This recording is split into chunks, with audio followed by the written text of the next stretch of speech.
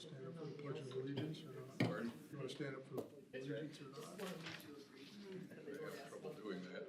All right, we are good to Better go. too. You don't have to. All right, good morning, everyone. If you'll rise and join me in the pledge, please.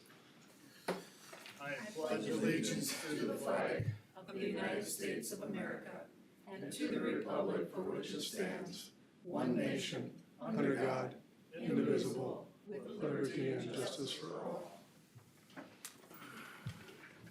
All right, good morning. September 19th, board meeting already. You're zipping along here. We'll have a public comment period. If there's anybody from the public that would like to speak, I don't see none. We'll move on. Board meeting agenda. Andrew, is there any? No changes. No changes. I'd look for a motion on the agenda. So Mr. moved. Chair? Second. I have a motion by Commissioner I gotta Olberg get and a out of second here. by Commissioner Bredesen. Any discussion? Hearing none, all in favor, please say aye. Aye. Aye. Opposed, motion carried. Consent agenda. Yes, we have approval of the September 5th board meeting minutes. Social services, county and hospital accounts payable. Acceptance of a donation from Koch Industries to the drone program. Approval of the purchase of 2 Ford F-250 trucks from Atwater Ford. Resolution approving VFW offsite gambling for February 10th, 2024 at Lake Ripley Park. Approval of Bolton and Mank agreement for engineering services relating to parking lot at 102 North Armstrong Avenue. That's the consent agenda. All right, is there any questions? So I think I know the answer, but we've decided we can't do that parking lot without engineering. So, Yeah, Phil and I've had a lot of discussions about it, and based on the level of expertise and the time that our engineering staff has, we felt it was better to contract it out. do we have an idea about, do we have a cost in place for that, or Yeah, the cost was, I think, $25,000 was Right. the cost for the, is that what, okay, that's just the engineering. that's just the engineering. Okay. Yep. All right, thank you.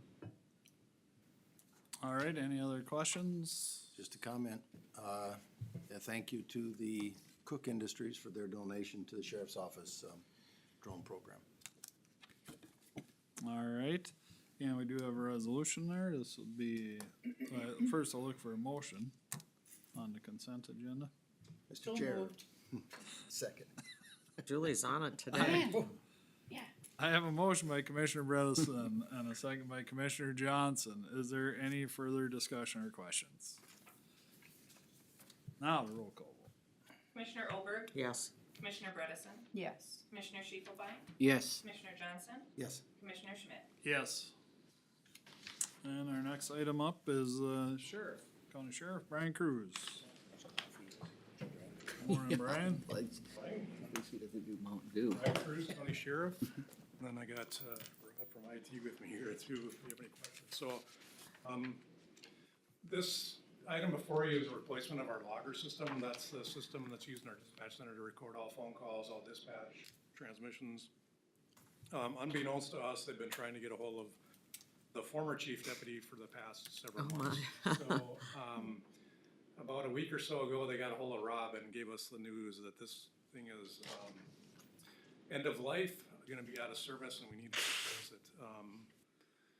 And Rob can explain this probably better than I can, but the operating system's gonna be, updated. The equipment won't accept the new operating system. Yeah, the operating system is Server 2012, which is end of life middle of October, and the hardware is not compatible with the newest version that we do, so it's end of life.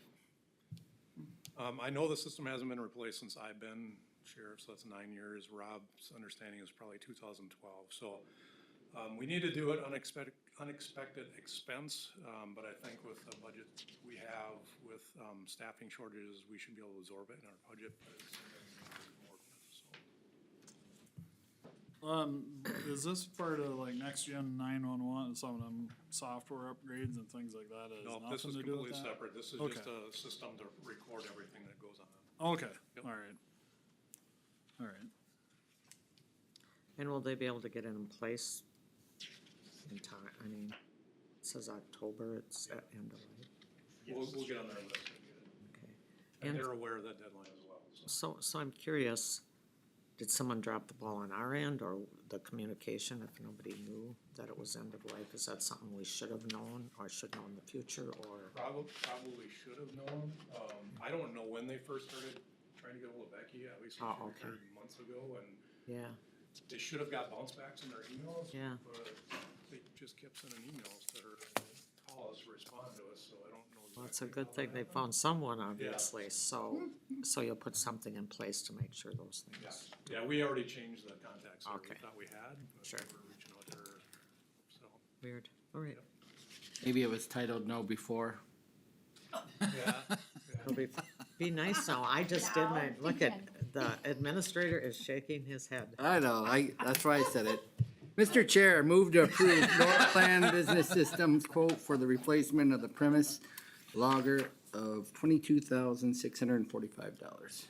I have a motion by Commissioner Shifelbein, Second, second by Commissioner Olberg. Is there any further discussion? Hearing none, all in favor, please say aye. aye, Aye. Aye. Opposed? Motion carried. thank you. Thank you. thanks, Have a good day. guys. Rob, you might have to look at my, Microsoft wants me to put my email address in somewhere. Does, Uh-oh. can we look at that after the meeting or? You can take it now because I can't see nothing else All right. until I. You gotta put it in. Really? Aye. Open those malware ones. I didn't even get to the email. Are you taking That's- it all before? I'm just- Bringing on all that That's it. stuff. I did one the other day, actually. I was trying to one up you. You did, you are. One, though. You're one up, buddy. You All right. guys, that is, All right, so I did do you one. might have to do Unprofessional, right, something Andrew? about this, Unprofessional. Mr. County. Morning, Greg Schultz, Land Use Director. This morning I got 3 items for the agenda. First one is a landscaping project for a Blackland property on, section 11, Township 118, Range 31, Greenleaf Township, Lake Minnabell. Here they're gonna be creating a safer access to the lake, regrade the backyard to prevent erosion by adding 7 steps, adding about 88 feet of boulder wall, 15 by 15 paver, and riprap is already existing on the property. It's gonna be a total of about 70 yards of rock, 5 yards of sand, 6 yards of gravel, 2 yards of steps. Be about 84 cubic yards total for this project. So DNR did not comment on this project. Mr. Chair, move to approve the application for a CUP to move more than 10 cubic yards of material within the shore impact zone and more than 50 cubic yards of material in the shoreland district of the general development Lake Minnabell with the conditions. I have a motion by Commissioner Shifelbein, Mr. Chair, I will second that. and I have a second by Commissioner Johnson. Is there any further discussion? I have a question. Yep. This project is already done. This has been done No, for a portion of the summer already, not this one. where they've developed a place that they can drive down. Yeah, it's been in the past, not this summer. It's been way in the past, years ago. Okay. So, yeah. Um, We didn't see any evidence of anything happening in the summer out there. It looks nice. yeah, They're gonna basically flatten out that swale there. okay. Because they have to apply for these things before the work. Yeah, this is an addition on what you see right there. This is on top of what's already been completed. The ones that we see after the fact are usually the ones where a neighbor has made a suggestion that Yep, exactly. something hasn't been taken care of. Fairly rarely do they come out of the blue It was when I fired it. and raise their hand. Okay. We did something without a permit.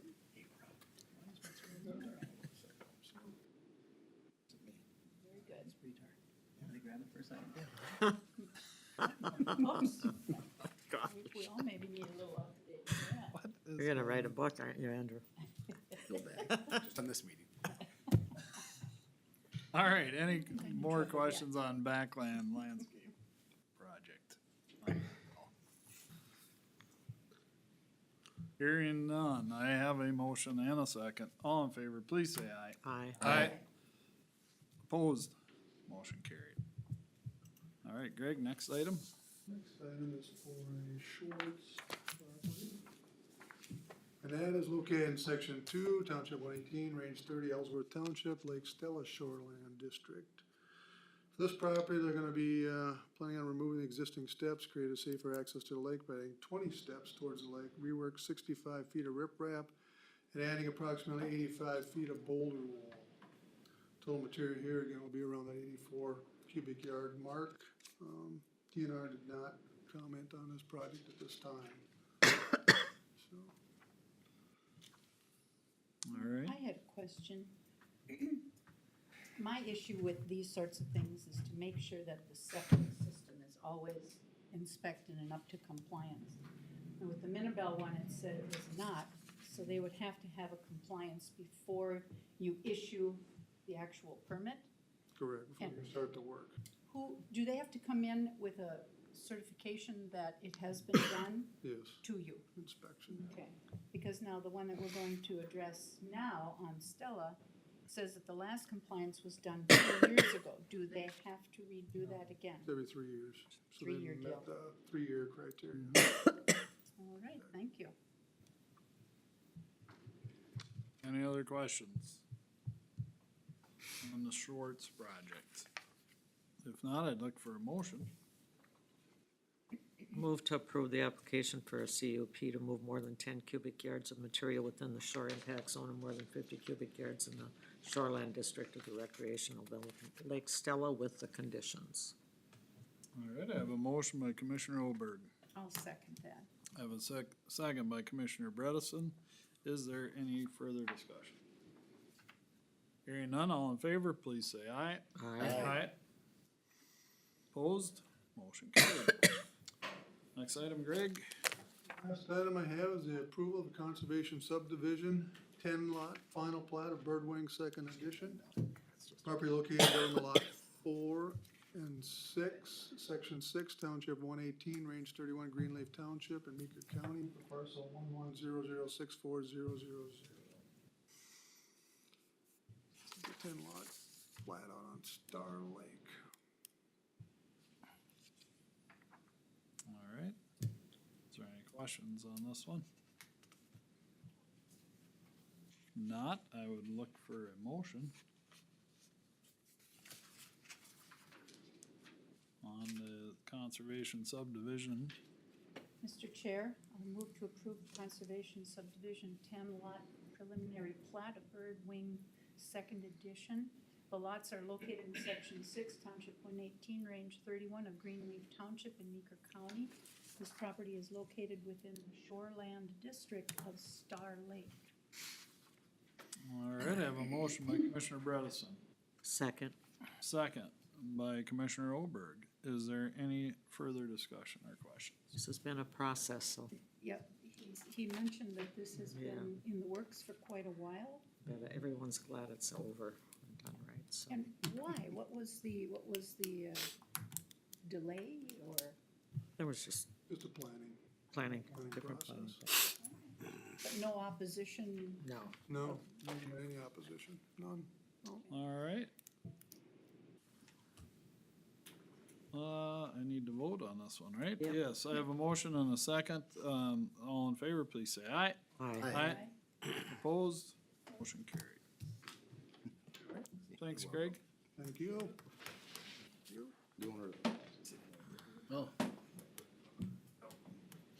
Phil, you're the Passed. next man on the list there. Good morning. Good morning. Phil yeah. Schwartz, Public I Works read Director. that. 2 items for consideration this morning. First item I have for you is to consider the approval of a cost adjustment to a 2022, now 2025 snowplow truck purchase. So if you remember, this was the Mack special order short body that fits in some of our smaller out shops. That's why, with the availability with Mack, we would maybe switch to a Western Star if we didn't need that specific body, because Western Star does not make that for us. Western Star's chassis won't fit in those shops. So that's why we're sticking with the Mack. This is the truck we approved for purchase in '21 under the 2022 budget. And then the manufacturer canceled our order and put us on a waiting list. And they've now told us we're gonna be put in the queue. And the queue is gonna be at the new price and a 2025 model that's supposed to be delivered in the spring of 2025. The price reflects about a 25% increase from that 2022 to 2025 model year on the equipment. So they're just gonna deliver the chassis to you in 25, so you still have the weight on the Towmaster portion? We have a verbal commitment that they're gonna give us their 2024 price, I believe it was. They're gonna hold to that. Any new trucks are gonna be at a higher price than what I have in here from Towmaster. But I meant, are you gonna be in queue then to get this new one equipped? So you're gonna get delivery of the new chassis in 25, but then how long before it gets equipped by Towmaster? Towmaster, so they'll schedule us once we have a VIN number, which is the stage we're at right now, where they'll commit to the price and put us in the queue, so it shouldn't be that long. Like, I think February is what they were talking for the chassis, and then I would expect in a couple months we'll have our equipment. So I don't know why, but I thought they had to hold at the price that when, I thought we talked about that at one time. I don't know exactly the contract detail of their, or the language of their contract, but what I've looked at, they do have the ability to cancel. They apply surcharges to it after the fact as it gets put back into the queue. We have the option to back out as well, but I don't see a viable option if we And do they that. know that, of course, but I swear we talked about, you know, this isn't our fault, so when we, Yeah, I mean, it is what it is, but that's just gonna keep happening till we get caught up then. My understanding is Western Star is pretty well caught up. Mack is the biggest one having the most trouble as far as we can So tell. what is the difference? In the trucks, Yeah, why, I mean, typically price. Western Stars will come in a little bit cheaper than a Mack historically, but we need this short chassis that Mack builds. Western Star does not, to fit in our smaller out shops. We have one out shop still running right, the last truck we want to get rid of. So we need this chassis to go up into that shop. What is the price difference anyway? It's curious. The last time we put them out for a bid, I'll tell you a better number next week. Okay. When I come with next year's trucks, but it's not drastic. It hasn't been Okay. historically, $5,000 maybe. Okay. Just a timing thing though. Yep. And we'll have a good number, not next week, next board meeting. So the strikes that are going on with the UAW, that doesn't impact, that's mostly the passenger car and truck, not? I assume not, but I don't know that for a fact. That's not part of this situation. Right. This was No. COVID related. But for the future, could be. Yeah, I'm not sure. so where it says the actual anticipated cost is now $314, which is an increase of $54,000, Yes. not, So you're wondering about the not to exceed number I included? right, So I'm expecting it to be that 314, 320. What I don't want to happen is if something happens from today until we actually officially get in the contract, if that changes a little bit, I don't wanna have to wait another 2 weeks to get on another board agenda. That's why I'm here today, cause we approved a dollar amount of 251. 260, 260. 574. So because we approved a specific dollar amount, I have to come back and ask again. I don't anticipate that number changing from 314, but if it does, you know, we're chasing our tail. We Right. come back and then it changes again while we're waiting. And this will come, it says out of the reserves, the additional costs, so. Correct. This is just gonna keep happening as we start getting caught up, right? Yep, We unfortunately. got the same thing going on with police units and. Yep. and this was a price tag that we had quoted to us from 2021. Correct. For delivery in So 2025. we typically would order our trucks a year in advance of the budget. So I think originally, we ordered it in 21, it was a 2022 chassis, 2022 budget item, but delivery would have probably been in 2023, this year. Okay, Now it's all been pushed back to a 2025 chassis, 2025 delivery. And so we're gonna have to make this up someplace, obviously, right, when we buy trucks, whether it be our contracts or whatever. some, you know, we're adding people at a higher expense. There's just a whole bunch of stuff going on right now, so we have to figure it out. I think you quoted 320 in the budget though. For next year. For next Right. Yeah, yep, we're This is from recognizing- 22 No, or 21. Right, I'm just saying we are, So you're there now. we're there now, just Okay. not with this one Right. because of what they did. It's went 25% in the last 3 years, and that was not in the budget in 2022. I just always get concerned when we're in the reserve for money we weren't expecting to be, so. Mhm. But is this gonna stop now? Is everybody gonna get back to work, or What's the Well, minute? can you get your crystal ball out for me and Yeah, tell you- Phil. tell I me guess what I see. how in long we're gonna equipment- be living this way, or? Costs are up and gonna stay up on equipment is what I'm expecting. course. That's why we budgeted what we did for next year. Especially, you know, trucks are one thing, 25%, but pickup trucks. We used to get a pretty good deal as a government entity on pickup trucks, and well, you saw Brady's numbers. It's not that impressive of a setup anymore. I think that is because of demand and supply. Right now, the government demand is there and they know it's there, so they can charge a little more and still get the business as long as all the manufacturers are working together. At some point, when they're looking for business a little harder, maybe we'll swing back a little Be bit, some competition? but I don't know when that will be. Oh, I understand. It's just, it's kind of I'm sure it's frustrating for you too. It is. It's just frustrating. I mean, we got buses coming the same way, year after year, As Andrew pointed out to me, think about our squad cars. And now we have and a squad strike. cars. Yeah. That's gonna be affected by the The UAW. big issue is when we all fell behind, everyone across the country fell behind. Right. So now we're all trying to catch up, and there's still limited supply, and, you know, we all remember supply and demand Yeah. curves, what Now happens, the so. strike. Yep. Oh, boy. All right. Mr. Chair, move to approve purchase a 2025 Mack AF Granite 64FR from News Truck and Equipment of Roseville and a snowplow equipment from Towmaster Truck Equipment of Litchfield for not to exceed price of $325,000. We have a motion by Commissioner Shifelbein, I will second that motion. and I have a second by Commissioner Johnson. Is there any questions, further questions? Hearing none, all in favor, please say aye. Aye. Opposed? Motion carried. Next item? Well, that was okay.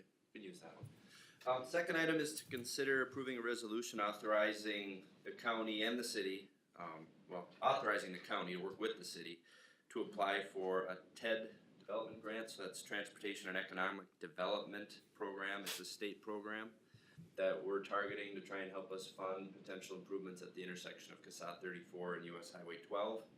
I'm sure you're all familiar with the intersection. It's been of discussion long before I got here.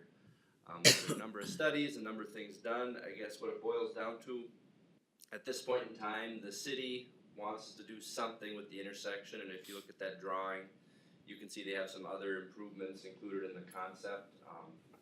Johnson Drive, punching that through south of our building, north of our building, we'd be excited about. Some adjustments to the frontage road access to the west of the intersection we're talking about at 34 and 12. I think it's a great project. It's something we need to pursue. As of right now, it's not a priority to the state, is essentially what we've been told. Our last communication with the state was that they may have interest if we could find them money for their share. So that's what this is. We're applying for a state grant to help the state fund their portion of the project. The ask in the TED grant is gonna be about $2.4 million on a $3.4 million estimated cost. So there's $1 million left that the city and county would have to figure out. And when I say figure out, I don't necessarily mean local funds. We're gonna also pursue, there's another state grant opportunity called local LPP, local something. We'll look at that, and then highway safety improvements and the LRIP solicitation's out right now, so we're gonna see if we can get a project in for that too. So we'll try and piece together with as much external money as possible, but this TED grant, if successful, would fund the majority of the project. All but $1 million is what we're expecting. And that last 1 million would be divided between city, county, and state, or just? I'd say city, most likely county? city and county.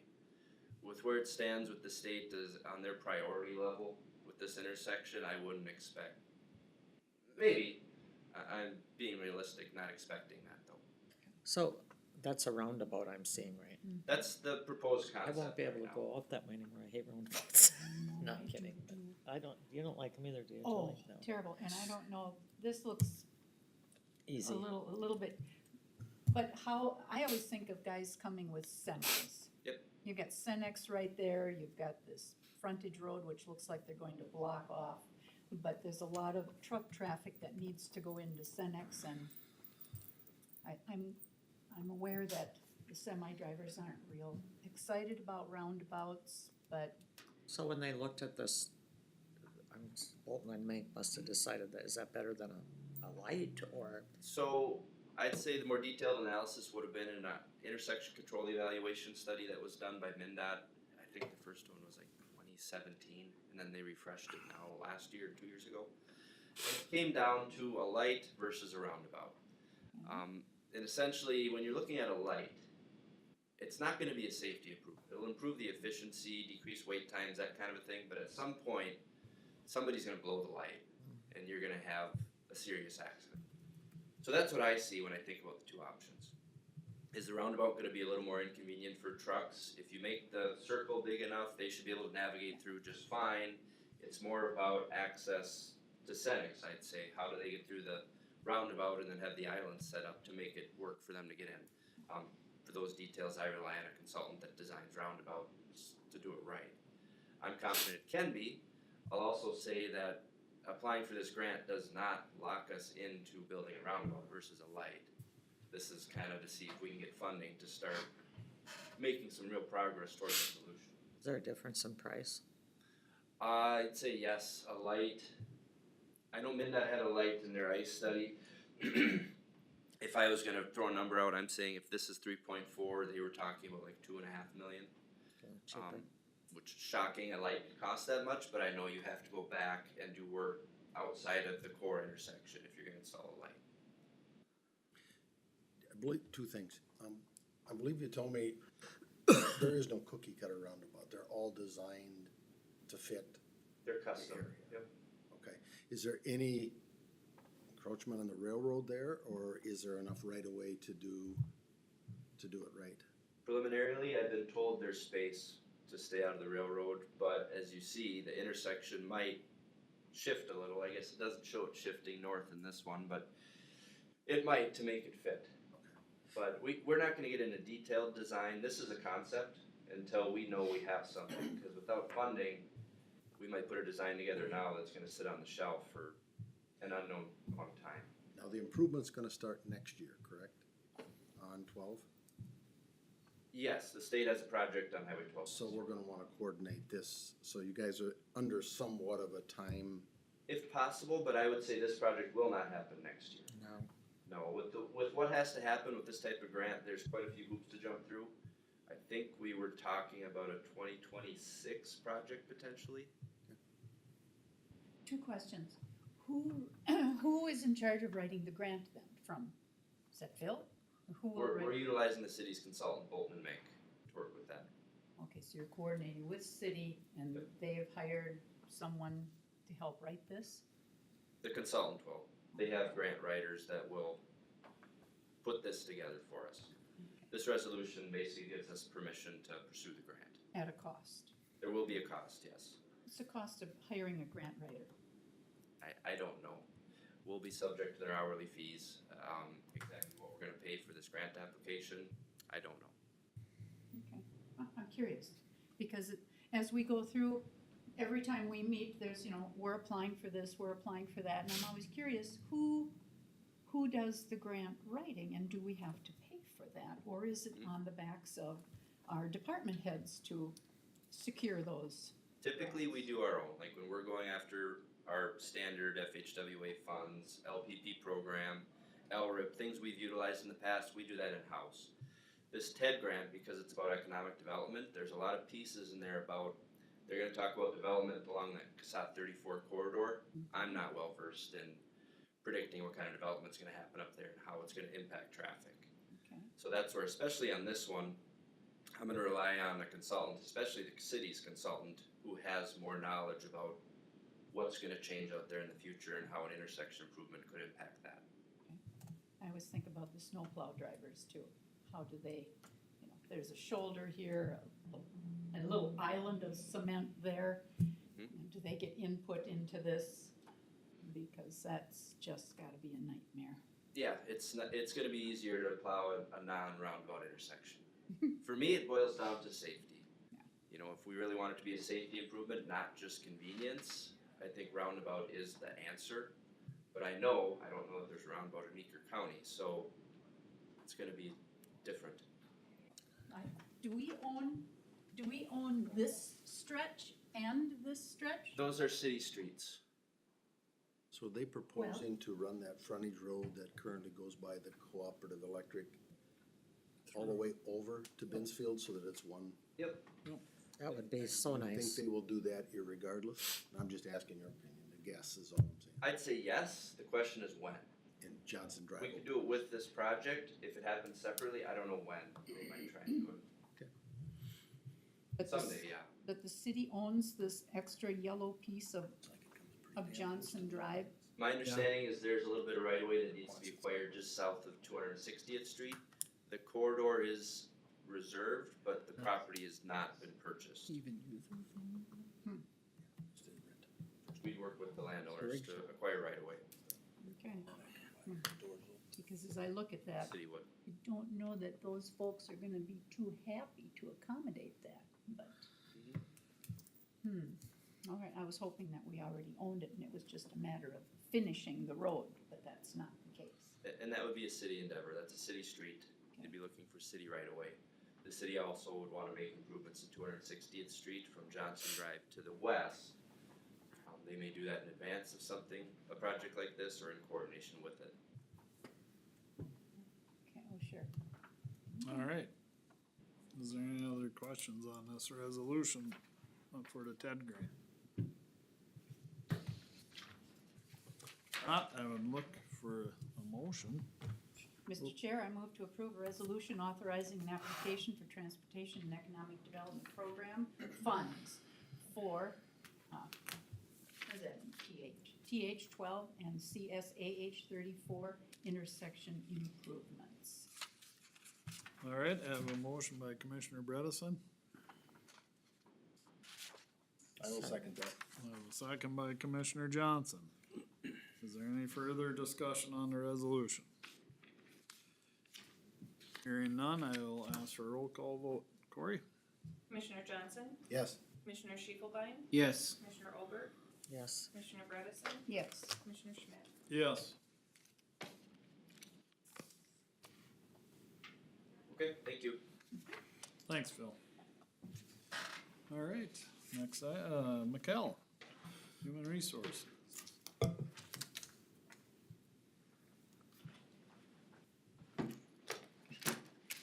Good morning, Mikkel Johnson, Human Resources Coordinator. The first thing that I have for you today is to consider approving New York Life as the county's short-term disability provider for 2024 to 2026. We are currently with Dearborn National, but I was working with our ancillary benefits broker, and they said that they weren't sure what our proposal would come back for our rates from Dearborn this year. So they asked if we wanted to go out and get some proposals from other companies, and we did so. And in doing so, we would see a 9% decrease in rates with a 2-year guarantee on those rates without any changes to the overall plan design for 2024 to 2026. I ran this past our health insurance committee, and they were all in support of this. Short-term is fully funded by employees, so the county does not have any contribution for this one. So this would be a direct 9% decrease in rates to the employee. I remember Phil sending you an email. I saw the answer. We have 24 of our employees that utilize this. I'd have to go back and look at that number. I don't remember that off the top of my head. And this is apples for apples. Yes, yep, the plan design is exactly the same. What Integrity provides me with is they do a really nice chart of all the benefits and how it all would look comparatively, and it's identical to what we currently provide, so. Excellent. Did Dearborn not, do a proposal then? They did a proposal, it would be that our rates would stay exactly the same as they Okay. currently are. Gotcha. Move to approve New York Life as the county's short-term disability carrier for 2024 to 2026. A motion, Commissioner Olberg, Second. second by Commissioner Schiefelbein. Any further discussion on the New York Life short-term disability policy? Hearing none, all in favor, please say aye. Aye. Opposed? Motion carried. All right, Okay, so the next thing I have for you is to approve the 2024 Prime Health rates for non-union employees. The reason for non-union is because the union employees have that contract language. However, this would be the same rates that the union employees have. So it's just to have that approval and create that equity with the union and non-union employees.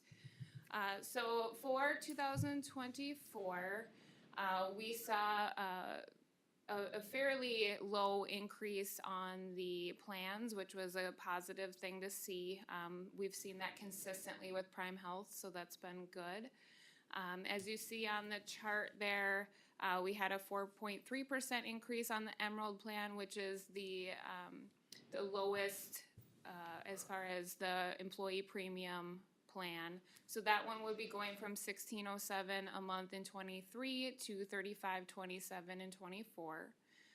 From there, the Ruby, which is the next plan up, saw a 4% increase, Sapphire 3.8%, Diamond 3.5%, and Pearl 3.2% increase. How many non-union employees are there? That looks like the county. I don't have that County number right off changed, the but top not of my head. Vigil. Are we talking So, 10, I- 50? Oh, I'm sorry. Yeah. No, You I, have- I'm sorry, I missed the question. How many non-union employees we have? 79? Yeah, Oh, that sounds It is that correct, many. yeah. Okay. question. To the question, how does the premium change? All of our contract language states that the premium changes based on 50% of the change of the Emerald plan. So the Emerald plan went up $38 about, Yes. and so that's that half of it was- 4.3%. So $19 then gets added to the county's contribution, and $19 gets added to the employee's Right. contribution.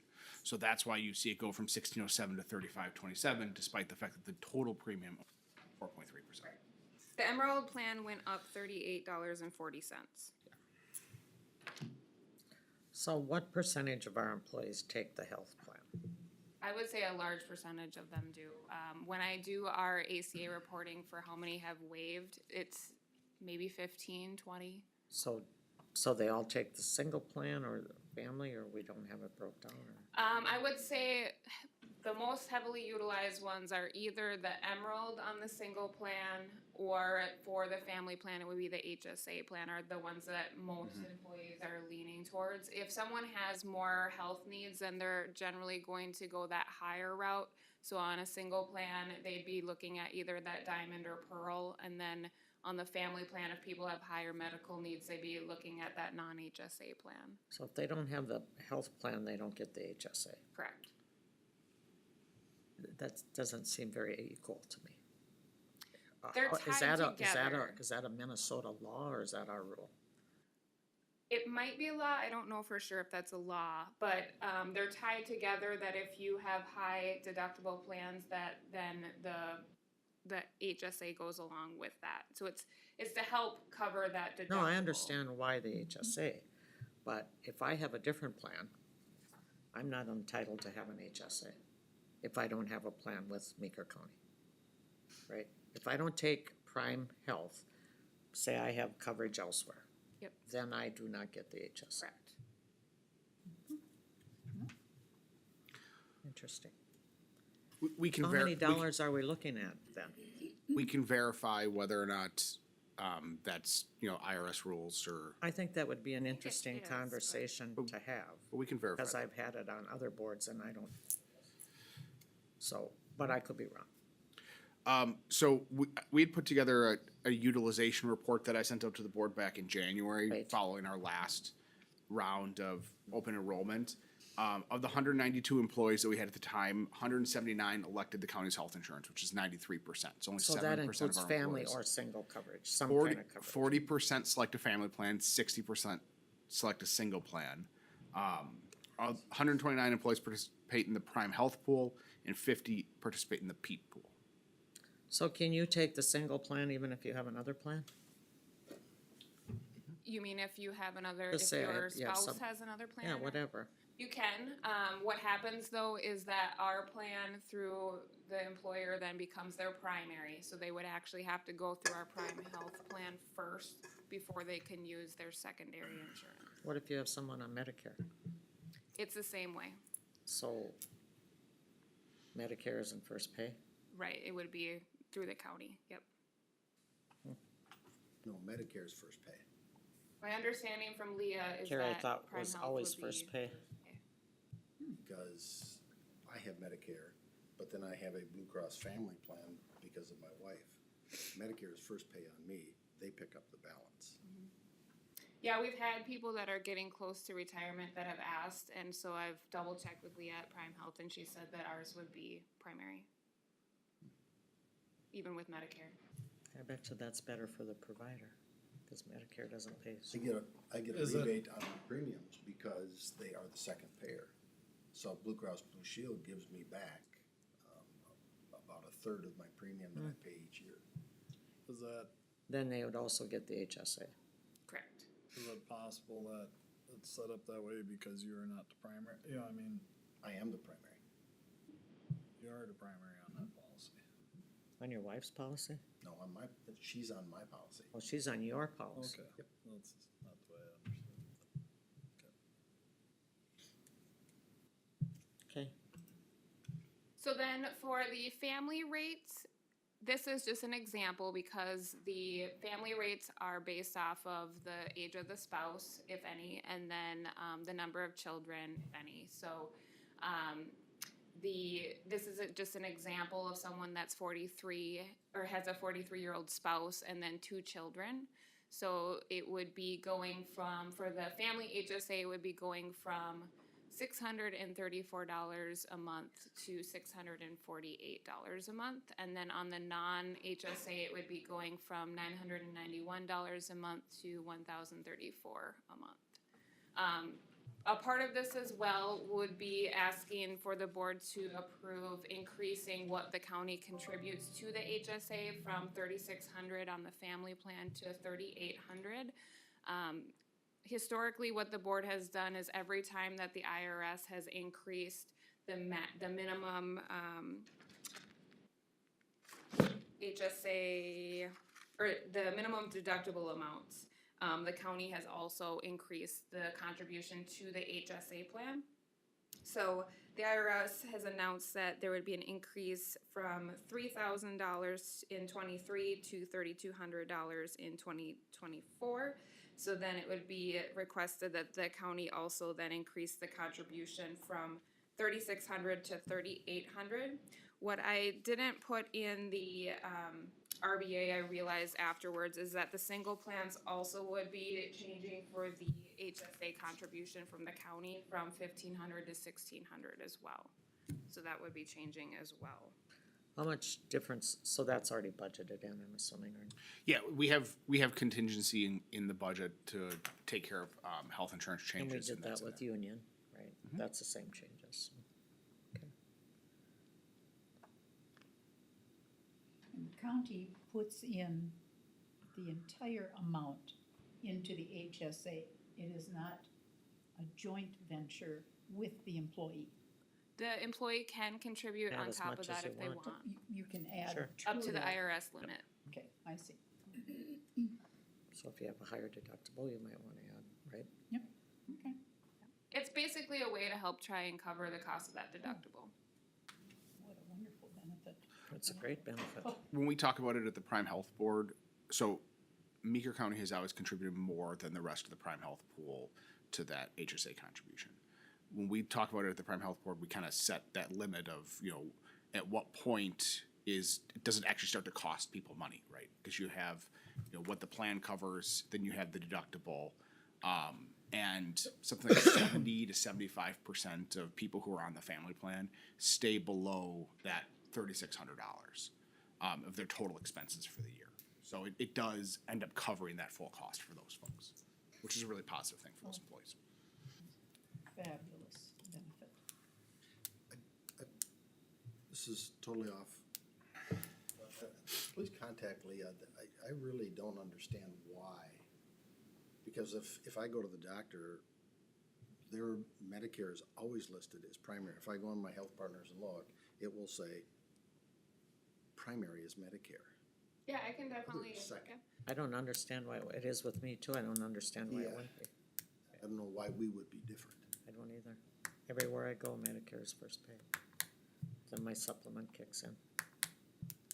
It's a big player. That's For an why, insurance, for an that's insurance why they company, have I mean, that was the whole design. That's why I have to have supplement, that absolutely. would certainly have an impact on our usage. But that may also impact, it may also be because of the plan design that you have separately. It may be that for you as an individual, it's a supplement plan. For your family member, it's not. I'm not on a supplement. I'm on a full bore. Okay. I don't know. So I don't know. I'll move to approve the prime health insurance rates for non-union employees for 2024. And when does open enrollment start? October 19th.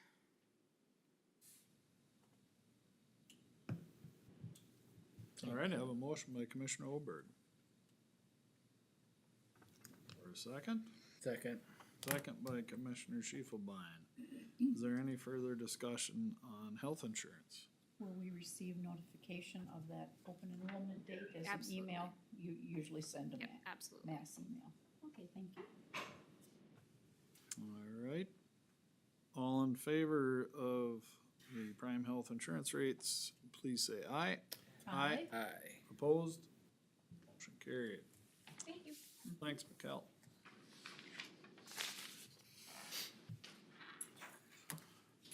Administrator Letson. All right, thank you. So here today to talk about the 2024 preliminary levy and budget. This is a follow-up to the discussion that we had at the work session last month.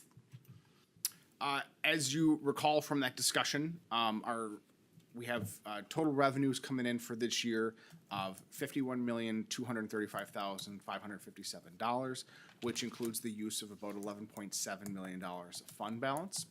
Our expenses are at $51,291,204 is what we have in the budget for right now. This is a $2.6 million increase in expenses from last year. As we look at the overall budget by fund, this demonstrates fund by fund those revenues, transfers, and use of fund balance, as well as expenses and transfers out. Our general fund, which is our general operating fund, most of the departments are paid for out of here, has total expenses of $18.1 million for next year. Road and Bridge Fund is at $9.2 million. Our Human Services Fund, which new for this year includes both social services and public health, is just shy of $12 million. Our Parks Fund is at $526,000. Solid Waste is at $1.9 million. Regional Library, which is our contribution to the Pioneer Library systems, $260,000. Expecting $36,000 in revenue and expenses for our opioid settlement. $900,000 in our Family Services Building Fund, which pays for maintenance and capital expenses at the Family Services Building. And then our Capital Projects Fund, which is the big one this year, is $9.6 million. And that primarily is expenses related to the remodel project. We do have a number of position adjustments included in the budget, including new positions of a patrol sergeant, a patrol deputy, a social worker working in the caddy waiver program, and a heavy equipment operator, as well as classification adjustments for 2 lead eligibility workers as part of a succession plan in social services, and an office manager accountant in the public works department. We always transfer money back and forth between funds to pay for certain expenses. From the general fund, we're transferring money to the Road and Bridge Fund Parks and capital projects to cover one-time expenses. Includes their operating expenses as well.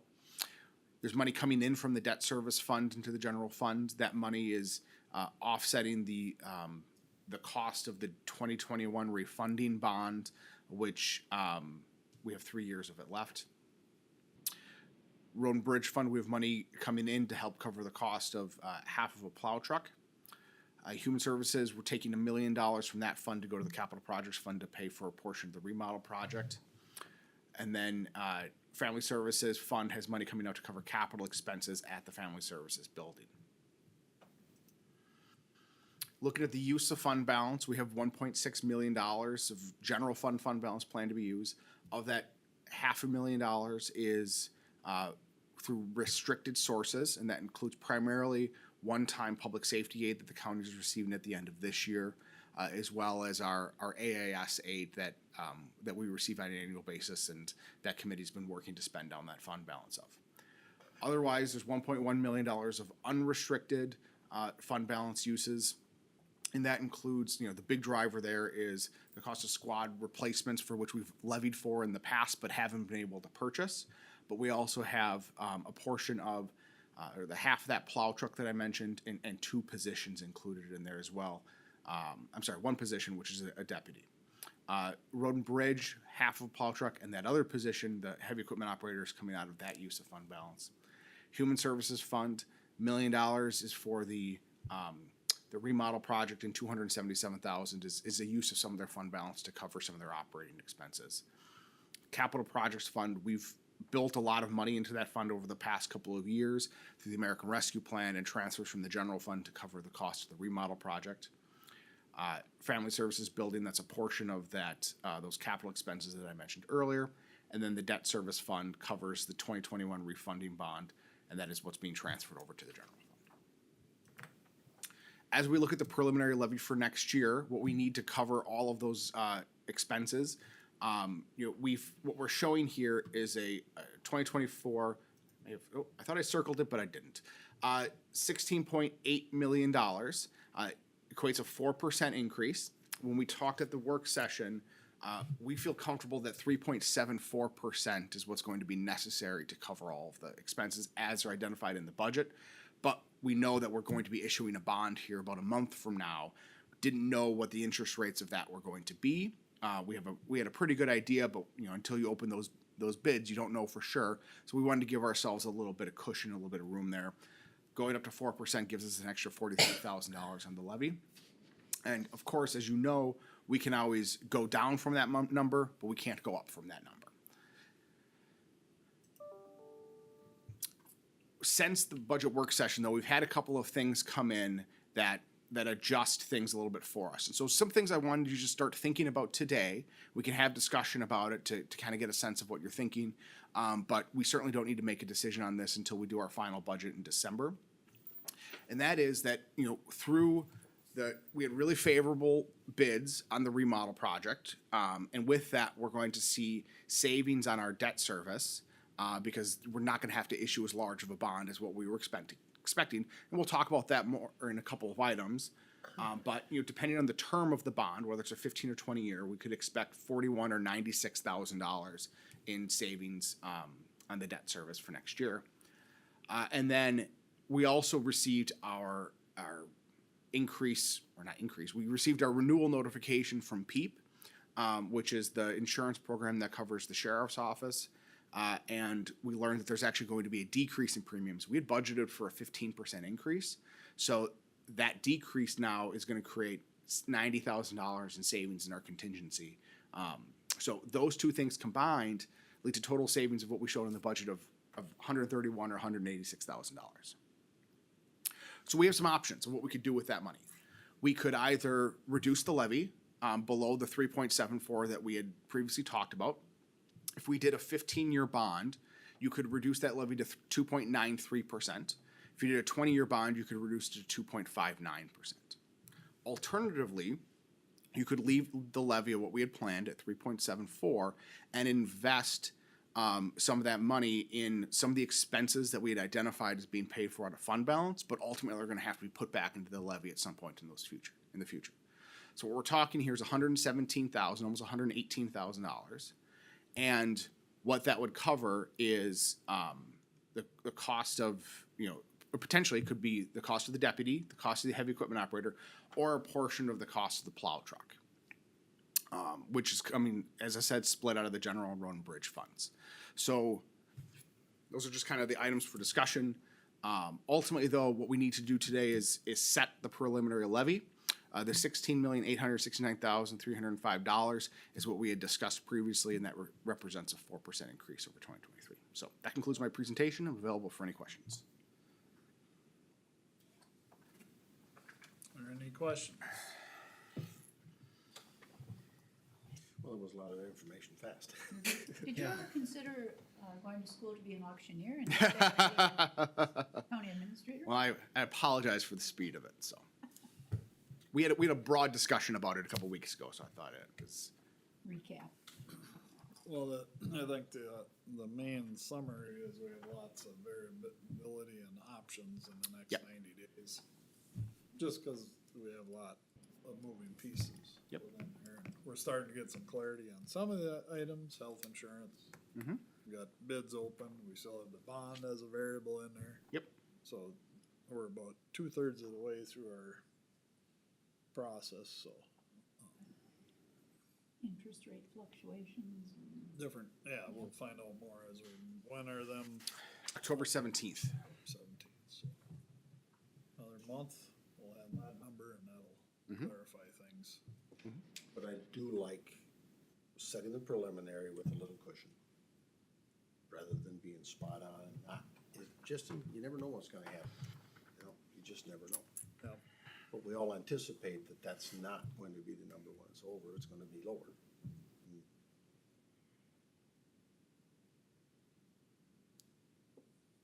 I do anticipate that we're gonna continue to have challenging budgets moving forward as we're, with the way the state has spent money, it ripples down, so we're gonna have challenging budgets in the future, so. Yes, at the AMC thing, I was talking to some of the other counties, and a preliminary of 4% is very attractive compared to what I heard from Yeah, County they Line and also- a couple of others. This family leave, do we have any idea what that could end up being? The paid family leave. Yeah, the Yeah. paid- So it's a 0.7% tax on payroll. We had put that number together, what that would come out to be for us. I think it was like $80,000 per year. That's the most direct cost to us. There's a lot of indirect costs when people take that leave. Certainly. So does that money go into a fund? Yep. It's just like unemployment insurance. So, and it's paid through, but the reasons for the leave are many, Yes. not, they've Yep. changed. Such as? I thought it was like mommy leave and No. daddy leave. No. It is. That's one of That's them. It part of is. Okay. But it's, so there's the federal, the FMLA, the federal family leave medical. Family Sure. back. Thank you. Something like that. Which has fairly broad reasons why you can take leave. If you're disabled, if you're sick, if a close family member is sick for an extended period of time, you can use this protected leave in order to take time away from work and have your job be protected. The state's leave program covers that. There's also some expanded uses as well, and there's an expanded definition of what family is too. So I understand it could be your neighbor of 20 years. That's the rumor on the street, so. Yes. So broad. it's a familial type relationship, And basically. it's a lot broader than. It is a lot broader. There's additional uses that it can be used for, and it provides some wage replacement. For our folks, it would typically be 60% of their wages would be replaced by this state fund. So we, as the county, wouldn't be paying that, but the state would. We're adding But we're another. paying on this payroll tax to cover. But also, if somebody goes, we have to find somebody to do their work. No, absolutely. So Absolutely. there's that cost. And what I'm saying is that we're not paying directly for that person to be on the leave. There are other costs associated with it, whether it's opportunity costs, whether it's overtime costs, whether it's, bringing someone in on a temporary basis. So there are costs associated with it. What happens to their, benefits if they take a leave? It's continued. Their benefits are protected the same way as they are So we under pay those FMLA. also? Yep. So there's that cost? Mhm. Over and above the 7% of the payroll? 0.7%, but yes. That's, sorry, 0.7. Yes. Mhm, mhm. So how do you, so when you have a figure, it isn't the exact figure that it's gonna cost down the road? No, We don't know what usage there's we don't know gonna what be, or- usage is going to be. What we do know now is how many people use, FMLA throughout a given year. And that number's around half a dozen or so. So it's not an extreme number of people who are using FMLA today. Now, granted, they have to use benefit time when they're doing that or take unpaid time. This All gonna would be change. different than that. But how everything shakes out in the end, we'll see, will we allow people to take, benefit time to cover that difference between the 60% and the 100%? I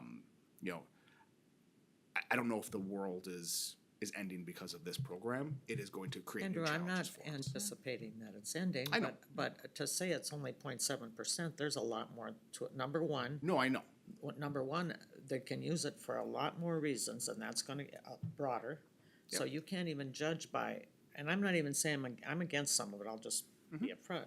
But some of it is fine probably, but again, the state has taken a program and thrown onto us, and it's gonna end up costing us, and we don't have enough help now. So Correct. there's that.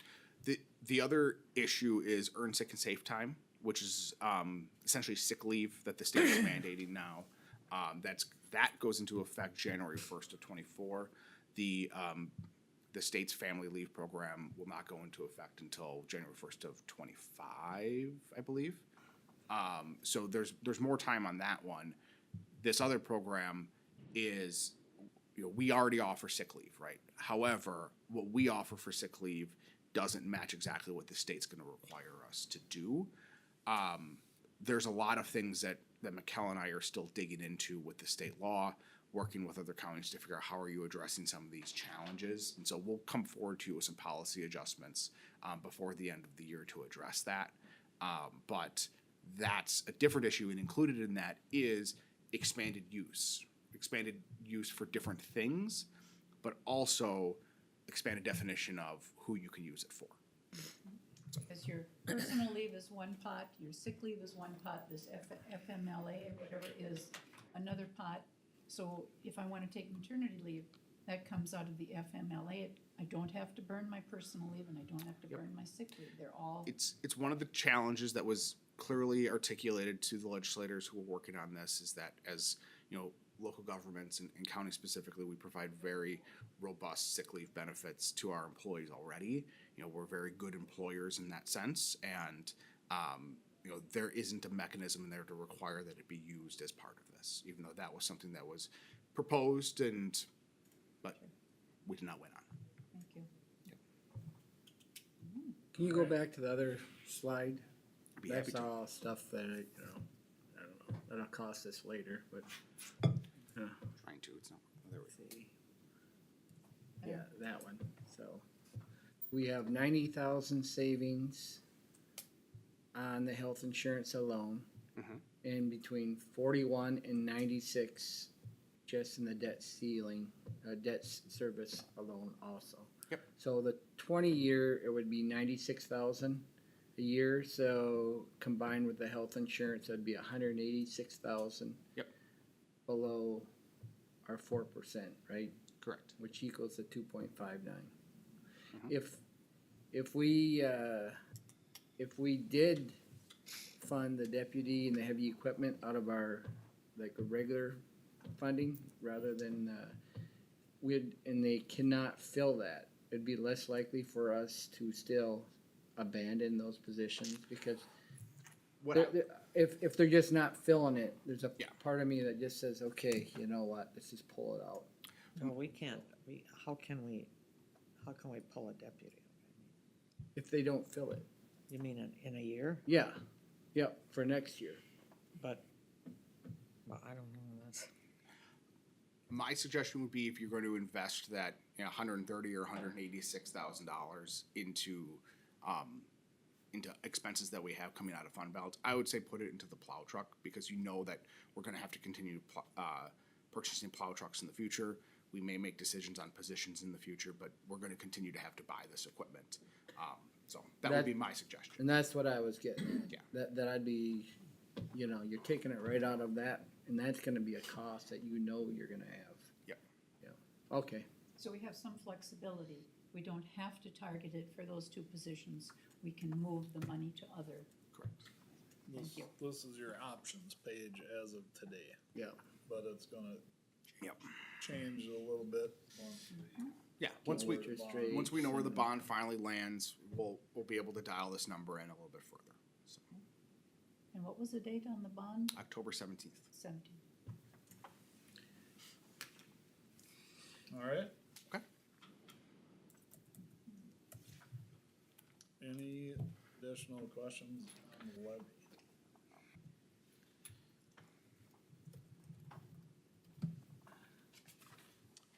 Hearing none, I would look for, Mr. Chair, move to set the preliminary 2024 net levy at $16,869,305, which represents a 4% increase over 2023.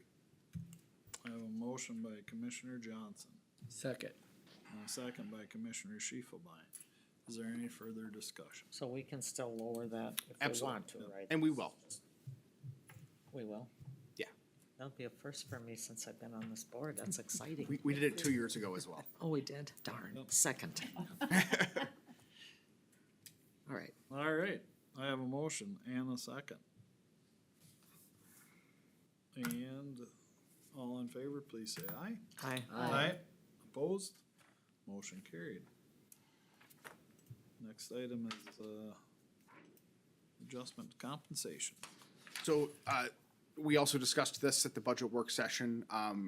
Since then, we've had discussions with, each of the different unions, and they're in agreement with us as well. Included in the resolution that's in front of you, is a 1% general wage adjustment for union staff, except for those who are in public works. This would be in addition to their 3% COLA. A 2% general wage adjustment for public works staff in addition to the 3% COLA, plus the adjustment of 2 steps. Those who are at the top of the range would receive a lump sum. This would allow us to start hiring higher on that range. Non-union staff would be eligible for a 4% wage adjustment or lump sum performance payment if they earn a rating of exceeds expectations on their evaluation. This is compared to what we normally have in our policy, which is a 2% wage adjustment. Since we're here dealing with this right now, we might as well deal with the COLA for our non-union staff as well, which would be 3% for next year, matches our union staff, and is what we have included in the budget. And then lastly, it resolves a technical issue in that we've come across in our policy for our merit pay, where if someone receives a rating that exceeds expectations, but their current wage is within that, top 5%, they would hit the top of the range and not receive the full benefit of that. What this would do is change it so that person would get to the top of the range, and then they would receive a lump sum payment up to typically 2%. For this year, it would be 4%. So say, for example, someone was previously at step 10, they receive an exceeds expectations, they would get their 3% increase to get up to the top of the range, and then they would get a 2% lump sum payment on top of that. It's probably the biggest issue we've run into as we've dealt with merit pay up to this point. So Pardon me? it's the biggest issue we've run into as we've dealt with merit pay up to this point. Is there, As far as the way the are a policy lot is of written. people, I mean, this is great. Are a lot of people exceeding expectations? I would say as we look at primarily the supervisory staff, who are really the majority of our non-union staff, we're seeing about 50% who are receiving that rating. We're doing some quality control work on performance evaluations and making sure that they're adequately reflecting what the scores are reflecting the comments and vice versa. And so we're working with our department heads and supervisors on that as well. What has the reaction been from staff? I would say that there's been very little reaction, which is, I think, sometimes a sign that it's a positive reaction. This is the one piece that we've received some negative comments about.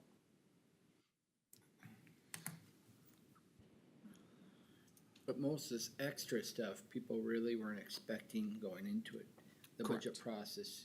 Correct. Yeah, everything that's on this slide here is above and beyond what was expected. Absolutely. And you have the memorandum of understandings with the, Yep, they're all included in the packet, and we've received very positive feedback from the business agents as we talk with them about this. So, it should make your next negotiation a little bit easier because they see that we're keeping an eye on things and It's a long, Maybe. long ways away.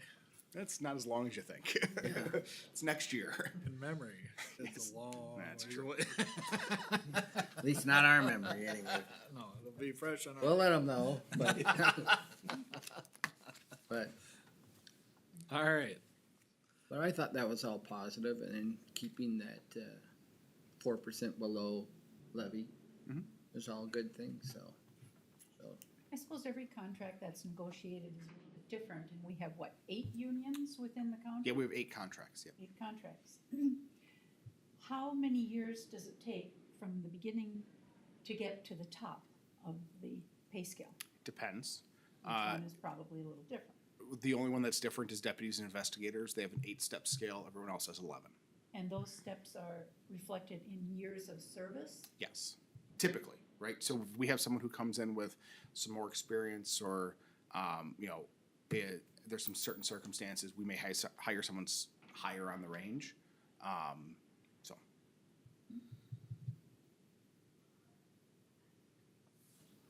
All right. Is there any further discussion? This is a resolution. I will look for a motion. Mr. Chair, move to approve a resolution adjusting the compensation of certain positions. I have a motion, Commissioner Schiefelbein, I'll second that.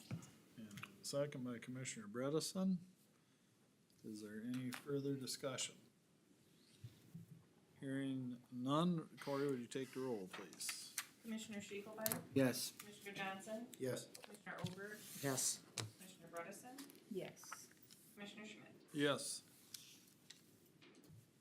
All right, okay. So item, lastly is our is an approval to move forward with the sale of the general obligation bond, and there's also a resolution authorizing us to enter into an agreement with the Public Facilities Authority, and we'll talk about both of those things. So, by way of background a little bit, the draft budget included a project budget of $14.6 million. In that, we had anticipated using $9,453,000 of fund balance coming from general fund, human services fund, the sale of the 701 Sibley Avenue property. We have some unanticipated interest income because our short-term interest rates have been very robust over the past year of $500,000. And then there's also the balance of our American Rescue Plan funds, which is just shy of $3.8 million. We did anticipate in the budget that we would have bond proceeds for $5.17 million. We, back on July 18th, you approved a capital improvement plan and authorized the issuance of a bond in an amount not to exceed $6.775 million. At the time, we said that the final decision on what that amount and the term of the bond was going to be was based on the actual amount of the bids that we received. As you know, we received bids last Thursday, and then the plan is that contracts would be awarded at a special meeting next Tuesday. The project budget, based on the bids and some of the outstanding items that we still have out there, as of today, we feel pretty confident that budget being $13 million. It's very much the high end. We'll see that come down over time as we receive quotes on some of the owner purchase items and a variety of things. It may even be a little bit lower next week when we talk more about this. But that is 1.6 million under the previous budget. And to hit all of that, what we're recommending now is we reduce our bond to $3.65 million. As I said, the draft budget does include a bond or debt service for a bond at $5.17 million. And that included an annual debt service of $372,000. And that assumed a 20-year term at a 3.75% interest rate. And then that cost is then offset by that existing debt service for the 2021 refunding bond of $244,000. So the impact to the levy, so in that 3.74 that we talked about earlier, 0.79% of that is directly related to the bond. Now that we have this smaller project budget, we have this smaller bond amount at 3.65 million, it also reduces our debt service. For a 15-year bond, the annual debt service would be on average $330,000.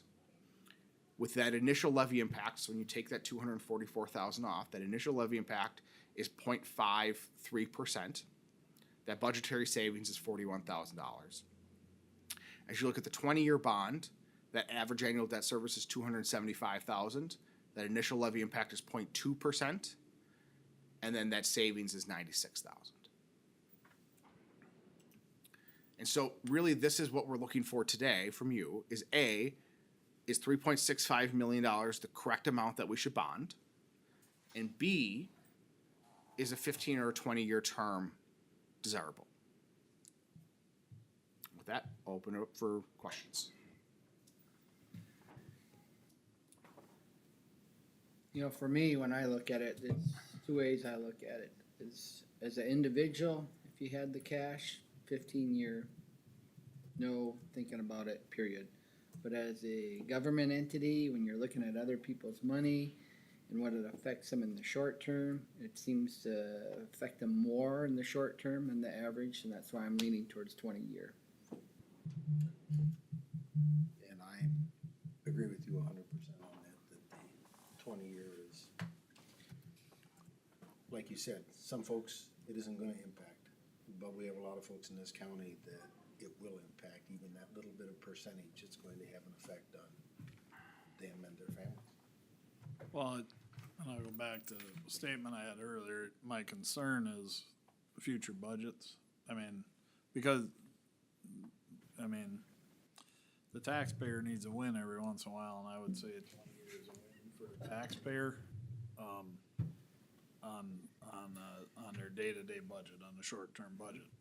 My concern is when you have 40% increase in spending at state level, how that's gonna ripple effect for the next several years, we don't know. But, that is gonna impact our levy in other areas, outside of this, so I mean, that's where my concern, we can't predict 20 years or 15, but, And Mr. Chair, if I'm correct, in 10 years, we get a shot at this to Yeah. do To something with refinance. it. So things have changed. yeah, in a favorable way, you could. Yeah. You can pay it off, you can pay ahead, you can do different things at the 10-year mark. So there would be an early payment clause, like when you take out a personal loan, there's an early payment clause.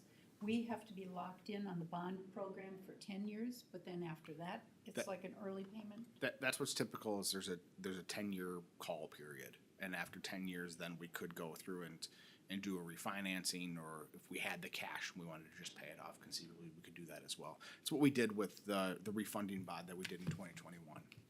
You know, that was a bond from, it may have been refinanced in one other time period, but originally I think it was from 2005. So And then that one. Yeah, you have a shot. We Then reduced the clock interest starts rate ticking and- again, though. Yeah. Once you reset it. Yep. Whatever them terms are, then that's another 10 year, yeah, I mean. So you have to make a decision at that point. I think after that point, it's open. We don't have to make the decision at You can exactly let it- 10 If years. you're in a good position, you don't have to mess with Yeah. it, but you have the option to take it, depending on what markets are.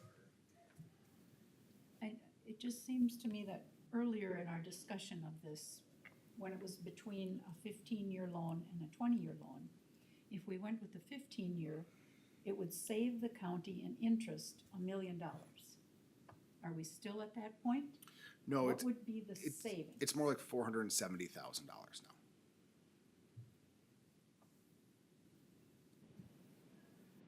$500,000 in interest.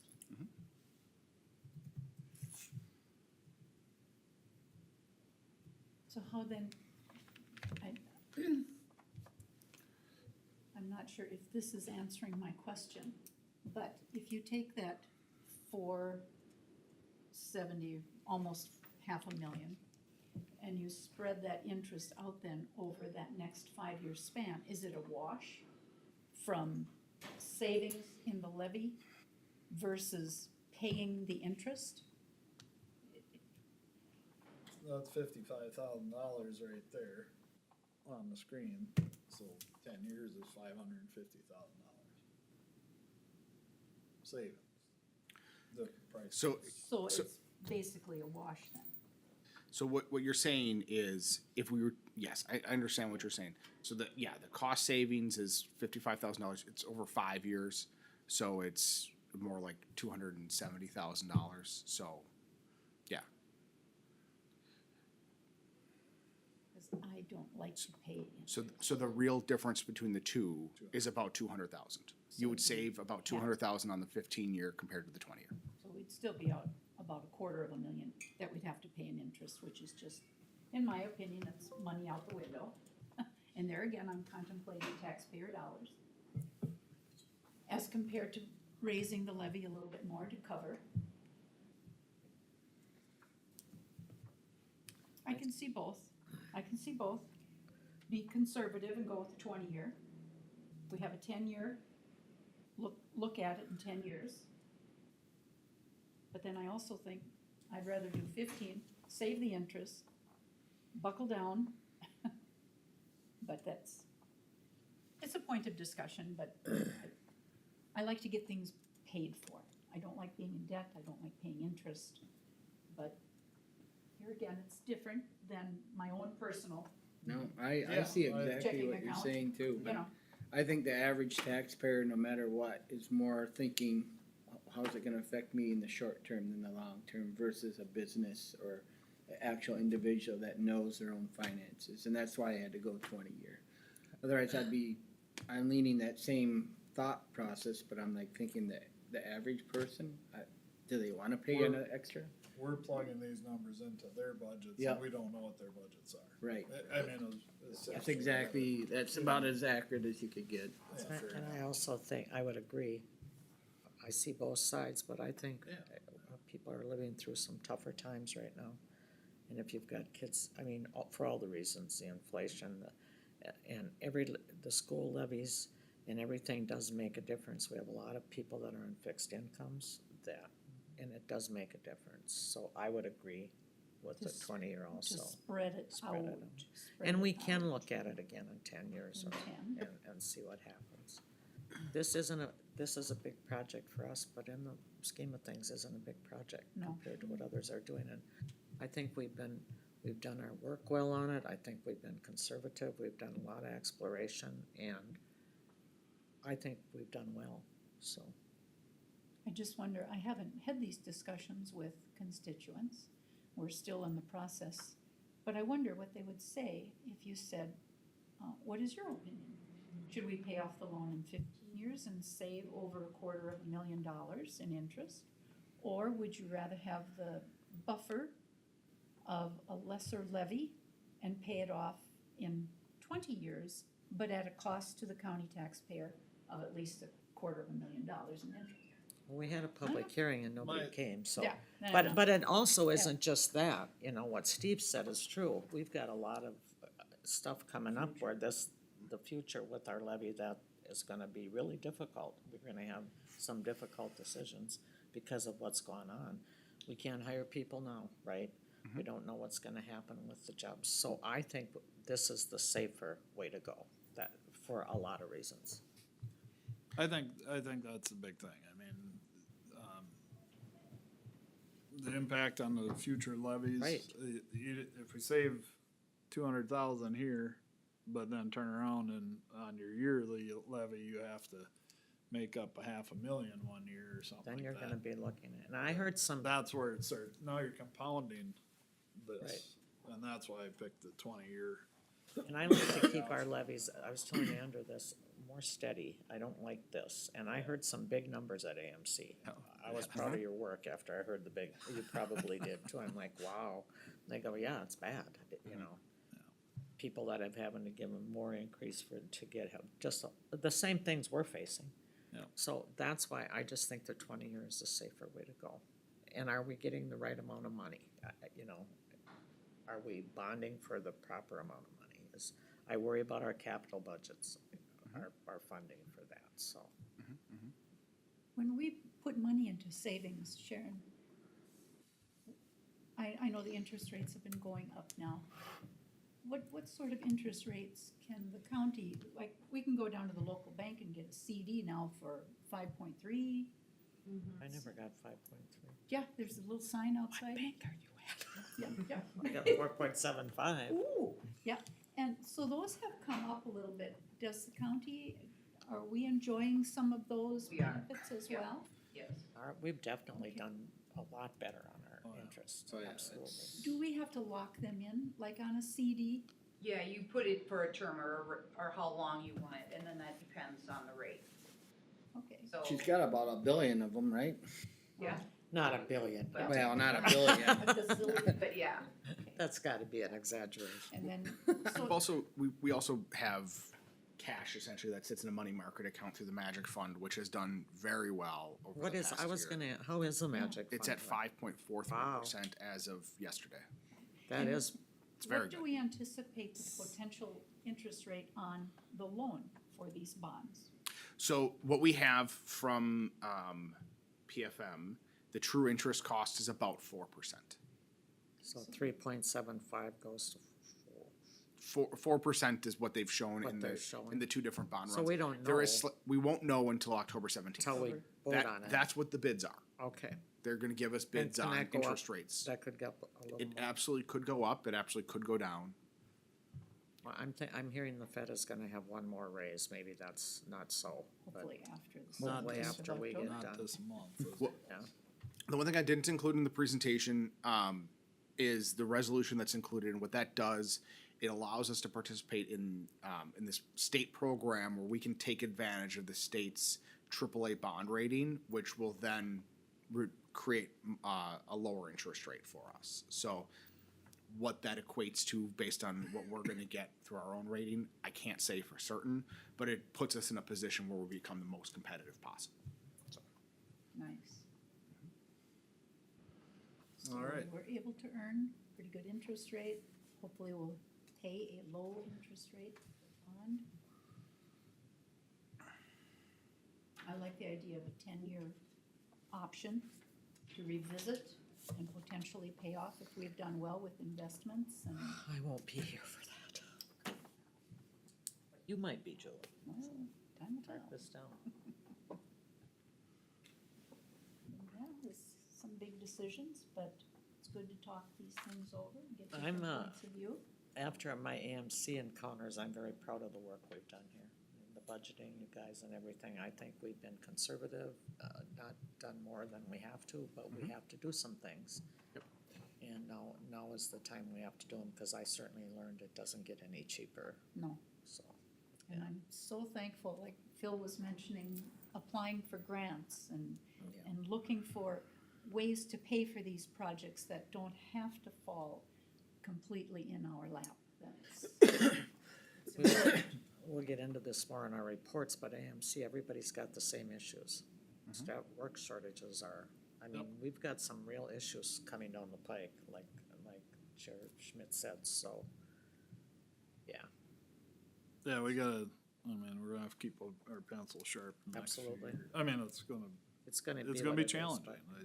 But I just think, Hopefully for it's- me as I would rather have a steady, Yeah, we've always done that here, and I think that's a good thing to have. And I'm sure Sharon, you hear about it when they, there's people they're that. actually writing the check. yeah. Absolutely, I mean, I've gotten it from guys, look at what the check, they own a bunch of properties and, so I get it, it does make a difference. we are looking for action on this item. We certainly are. Mr. Chair, move to approve proceeding with the sale of a general obligation bond with project proceeds in the amount of $3,650,000 for a term of 20 years and a resolution authorizing the county to enter into an agreement with the Public Facilities Authority. I have a motion by Commissioner Johnson Second. and a second by Commissioner Schiefelbein. Is there any further discussion? I just have one, I gotta ask this question, and then we can proceed. So, What if something big happens and we don't, and we've used too much of our cash? I worry about that too. Just like Julie says about, I always worry about, what if I don't have enough cash? So we do still have a healthy fund balance, particularly in our general fund. I don't know what that number is off the top of my head now, but it's in the millions of dollars. Okay. If something big was to happen that we had to finance, that's what that money is there for, is to cover those things. And then if we drop below that 35% of revenue Right. number, we would come up with a plan of how to replenish that. Well, that's my question. What would the plan be? I mean, The plan would be we would levy an extra amount for a period of years until we're able to replenish so that. that, I mean, it isn't like we can call our local banker and say we need. We could, we can also always, there are other projects that we do on a regular basis. Road projects is a really good example of that, where every year we're doing certain projects, and if we're spending money out of, the highway construction fund, the CASA money that we're getting from the state, and if that runs out, that's always an opportunity. We could say, well, we have a big project, $15 million project to do all these roads. We can bond for that as well. Okay. We don't have to use So the cash. we haven't used all our bonding ability. Oh, or no, anything we are, even we close to are that. significantly below. And we have to, you explained this to us, Andrew, we have to leave so much in the kitty. You have to leave so The much audit- in the. according to the auditors, Yeah, yeah. we have to leave. Yeah. And we are well within that Yeah, range, even with Yes. our projects. I don't think we keep as much as we used to. We haven't, because we transferred all that extra money into the capital projects fund to pay for this project. Right. We had, almost $4 We've million always been way, over right? the 50%, and so. Okay. And that's the money that's invested at hopefully a nice interest rate. Yes. Very good. All right, that was my question. Thank you. All right, Paul, you got one? Yeah, just one, refresh my memory. We have entered into a deal with the school, so we're not remodeling somebody else's building, correct? There's that. We've reached a very verbal agreement. They're working with the state on what they need to do in order to get it transferred over to us. So we still don't. It's not it's not finalized. Good question. It's not finalized, but That's been a mountain, hasn't it? it certainly Yes. is. I'd like to see that, right? All right, All right. I'm excited. Anything else? I have a motion. I have a second. Was this a resolution? Yes. Yes. Corey, please.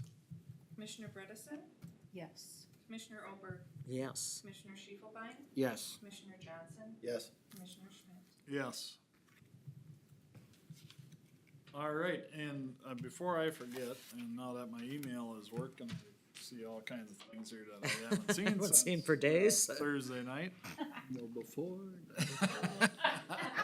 I didn't go into that category yet. But I do want to mention a couple things here on service, the county employees that have been working for us. Daniel Smith, Social Services, celebrates his 1-year anniversary.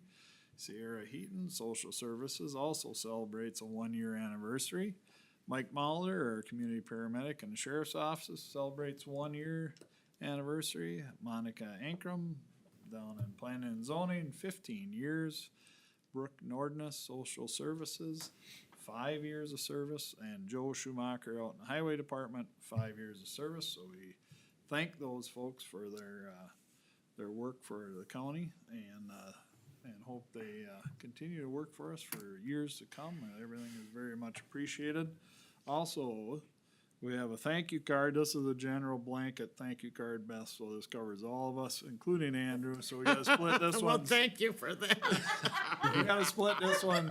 This one gets split up 6 I'm ways. getting closer all the time. Yeah, it's an inkling. It gives you a little hope. Am I included in that? Yeah, you're okay. To the county No, you board. get your own I get probably. mine every time, forthcoming.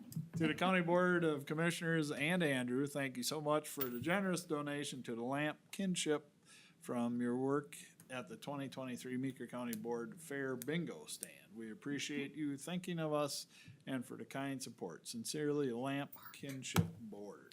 I would like to point out that it wasn't just the commissioner and Andrew who worked at the bingo board, but it was Sharon as well. So thank you to Sharon. And I didn't work, so really, I wasn't part of I that wasn't thank there you either. either. The only one was Julie, which is the reason why that was That's attached to why her they're mailbox there you this go morning. again, see? That's what I'm saying. Thanks for trying though, Steve. That was I'm gonna nice. take my sixth. That didn't work. We had fun, didn't we? Yeah. All right, now we'll move to anything else on the administrator's report. Yes, so I have a couple of updates and then a couple of things I'm looking for feedback on. The first update is that our website refresh project has been going on for several months now, and I'm happy to report that it's gonna be completed on Thursday morning. That's so Civic Plus nice. will be putting the new design, finalizing it, putting it up on our live website Thursday morning. So do me a favor, log on around noon, and hopefully you'll enjoy the new design. We've gotten a couple of looks at it already, and it looks very, very nice. Well, an improvement wouldn't be much, I mean, right? We did send out a thing that we shouldn't be on it from 9 to 10. Only on the back end of it. Only on the back end. Okay. You can- Yes. I was thinking people out in the. No, community it's the back end is the issue. So, there is an EDA board appointment opening for the Grove City area. Eric Holt is resigning from the EDA and MCDC board directors. The application deadline for that is October 6th. So if you know someone from Grove City who would be a good fit for it, please encourage them to apply. You gonna think about that, Steve? It's kind of you and me. That's the Grove City area for the EDA.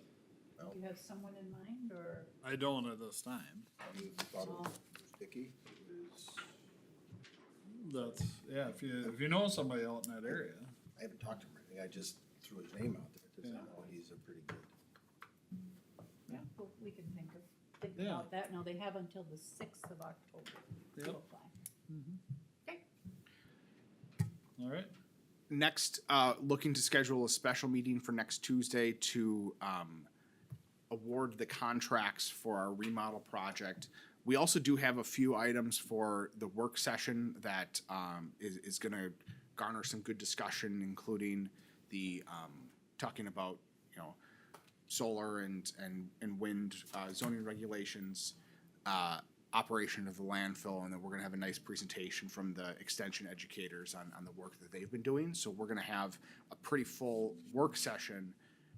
Looking at the award of the contracts should be a fairly quick process unless there's a lot of questions. So I wanted to pose to you, would you wanna schedule that for 8 o'clock in the morning before the work session, rather than trying to find a time afterwards that you have to come back for? So are we gonna be doing voting? So that's gonna be a regular? It would part be a of the meeting? regular special meeting, yes. And then And then the we'll go work into session would be a normal won't work be- session. Yep. I mean, 8:30 still works for me, but whatever, it doesn't matter. I can be here at 6 if you want. I get up early. So how long will the whole process The award of the take? contracts would take less than 30 minutes. Okay, but how about the rest? The rest of the work session, you're probably looking at 2 hours. 2 Oh, hours. might want- Depends how much of a discussion we I'd want to have on those items. Prefer 8:30 because I have to do some things before the meeting. Otherwise, it gets too far behind. Okay. If that's all right with everybody So, else. so yeah, what we'll have to do then is we'll cancel the regular work session, schedule it as a special work session, and that's fine. That's just extra steps that we have to do, but we can This take care of that. Tuesday now. That's you're this talking. coming, it's a It's week just from gonna be today. a longer work session. But we're gonna do It's it gonna all be- That's what Tuesday. what you're saying. Yes, we're gonna do it all on Tuesday. Do award of the contracts at 8:30, and then Okay. schedule for 9 o'clock for a special work session. okay. I'm At 9 flexible, o'clock. I'm open, whatever you need. That works. Lastly, we're coming up towards the end of the year here, and it's time once again to discuss wage adjustments for our 3 elected officials. Wanted to get feedback from the board on how you wanted to go about that. As you recall, last year, we had a work session where we talked with them about it, and then we ended up, or you ended up assigning a committee of 2 commissioners to meet with them and come back with a recommendation. So trying to get ahead of things this year. How would you like to go about that? Would you like to assign a committee again and then have them come back with a recommendation, or? I have them think come that present might be a to the board? great idea. And I would like to be on it if I The could. highest it's ever been, other than May. Personnel, I'd be happy to do I it. thought we were having like, We got a sidebar going on, so we don't. Sure, all right. that was a side, it was about the Transfer station. transfer station. So could Paul and I do it? Would that be okay? It's up to all of you. And this is for what now? This would be Meeting with discussing wage adjustments for the 3 elected officials, the sheriff, the attorney, and the recorder. So just refreshing, what we did last year was we based it on merit. And see what, Kind of, that we use that same philosophy, right? but we also wanna see what they have in mind too. Okay. Got some Am I understanding that the Who was on it last year? recorder will Steve and I. be retiring? Do we have Was it? retirements to She, contemplate, or? she's indicated that as we've talked through the budget But we process, haven't. we haven't received a formal No, notification. But you got there late, Steve, and missed most of it anyway. So what I would look for then is a motion I was there. appointing the two commissioners to that Sounds committee. about right. So that we're all on the same page. Julie, make that. You guys ready for that? Okay. Mr. Chair, I so move that we have a committee put together where two commissioners will serve on this review for the three elected positions. And those commissioners are? Do we need to? Yes, list them? that's what I would Paul like and the Beth. motion to be. Paul and Beth have I have a volunteered. motion by Commissioner Bredesen Second. and a second by Commissioner Schiefelbein. Any further discussion? Hearing none, all in favor, please say aye. Aye. Opposed? Motion carried. Thank you. That concludes my report. A week from today, then, I'm sure all of you had a chance to take a look at the little email I sent about the article dealing with a moratorium in, I believe it was it Iowa? Yeah. Solar and wind farms buying up a lot of, agricultural land, and I just wanted it to be a topic of potential conversation coming up, since we realize that this power line coming through Meeker County it's going to happen. Which is Tuesday, right? We're talking about this? Yeah, we'll next be Tuesday? talking about zoning regulations on Tuesday. So Perfect. thank you, if you've had a chance to read that article. I did, thanks. Yeah, very We good. have a robust discussion about that. Yeah. Very robust. All right, well, while you're, Don't mean to- while Yeah. while we're moving along here, we're gonna keep Julie going and Okay, do her, she's getting her calendar out, you bet, I'm ready. notebook. Okay, our last reports were given on the 5th. I wanted to say how proud I am of our Meeker County Farm Family of the Year. They were, one more time, they were included in the county acres. What township were they from anyway? Little Harvey. And just a lovely, lovely family, lovely article. I'm very proud of them and very deserving. They've represented Meeker County. They go to with such Manana grace. Church. The Church of Our Lady. Everybody's You getting bet. in on this deal, Barb, aren't they? she was on the radio this morning. Barb is a member of that, and they're having a fundraiser now on Sunday. Sunday, yeah. Pork So, chops. You cooking, Steve? so anyway, No, no. I think actually- Barb probably I will. won't be in town. The McCarney family is usually very involved with that. So anyway, very nice article. That was in another publication. This afternoon, now Danny and I will have at 1:30 the University of Minnesota Extension meeting. That's out here at the fairgrounds. And then Beth and I will be heading to Hutchinson on Thursday, the 21st, this week, Right for together. the three-way CHB Public Health. That'll be in Hutch. And today is our regular meeting, and that's it for my report. Wow. No Julie, thank you I notes won't today. be there Thursday. Oh, you won't? And I let her won't know. tell you. I know. Okay, I'll take I good had something notes. going on with my All dad's right. estate, good notes. Thanks, Julie. and I let Um, Kaiser know. Danny, Oh, all right. So I had an EDA meeting, so it was showed that Eric was resigned. We also approved a loan to Greg Schilling for a project, providing there's collateral and all that stuff. Not too much else was, we also are thinking of redesigning that sign on Highway 12. So we had 6 different examples to look at, so Where's it at? right on Highway 12. North, south, east, west, what? It's just outside of Darwin, I think. What does Isn't that it where s- that sign is on Highway say? 12? which, it- which, Meeker County. It's just a regular, Oh, like cool. Meeker County sign. Haven't paid attention, I guess. Yeah, very noticeable, obviously, because. that was. Good reason to redesign it. Yeah, exactly. Oh, I know, So, I think I know it. is it right by? Yeah, whatever, It's yeah, Highway 12. yeah, east. Highway 12. I think it's. So there was like 6 designs they showed us and stuff. So you probably should ask Chris to get your input too. Is it one of those that says like Darwin population or something? No, this It's a is big Meeker site. It County. used to Meeker say like County. Meeker County, Is it a It's a- billboard? It's a billboard. Yeah, yeah. It's a billboard. that's- Yeah. Okay. And I know which one. yeah, it's Oh, Meeker County, something I couldn't read. And it's like, I'd have less words and just have something really nice that showed Meeker County. But, so you should talk to Chris. I was at AMC, so. Yep. All right. So that was discussed. Then I had a Mississippi one watershed, one plan meeting, and they decided to do a JPE, which is a joint powers entity rather than a joint powers agreement, which Stearns and Meeker were hoping for agreement, but we did not want to be the fiscal host, so I said, let it go. It's not that big a deal. It's where the attorneys were talking to each other and making a bigger deal out of it than they should have. And that's it. Can I ask you a question? Yeah. Greg Schilling, what is he? Yeah, which project was project. this now? It was like I think it was five units, like a single bedroom unit or type Wonder if things. that's on, West Fifth or whatever, Yeah. over here, he's been doing some. I don't know if that's the one, but I think it's him that's been clearing some land over there for a while. It's Just a 5 curious as unit project, I think Yep. some are small, there's a couple. They're all they're all All small, small? yep. Okay. Hopefully $1,100 is what his rent was, and I think the overall project cost $750, which seems more reasonable than I'd think, but There was a project here that we talked about some time ago for the east side of town, between city limits and number 34, kind of out by this creek out there, Maybe that's it. where there was maybe a road that was going to be then developed to go through, that is now a not-through road to number 34.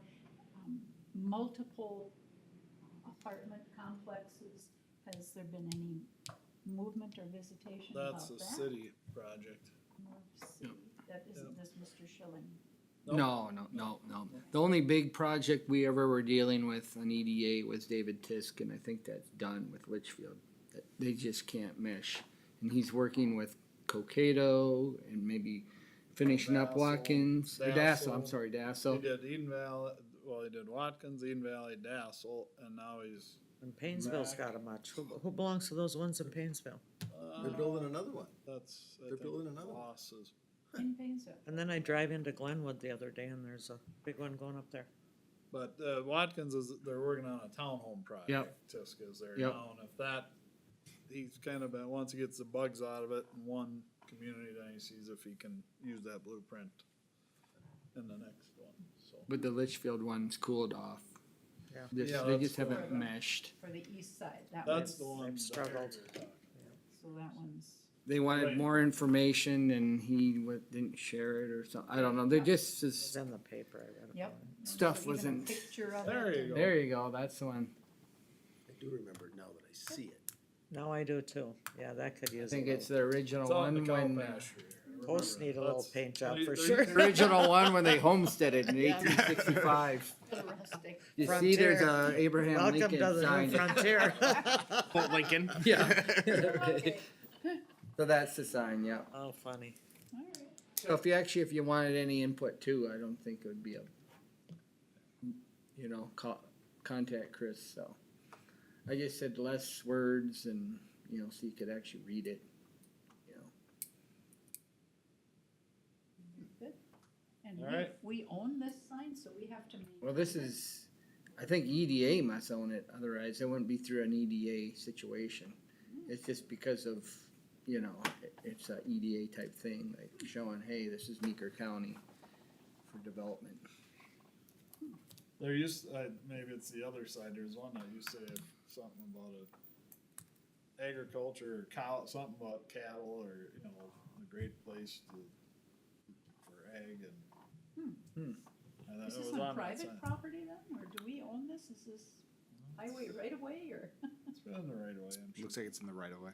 The other side says the exact same thing. Nice work to getting It that used up. to- there used How'd to you be. get that, huh? Google Street View.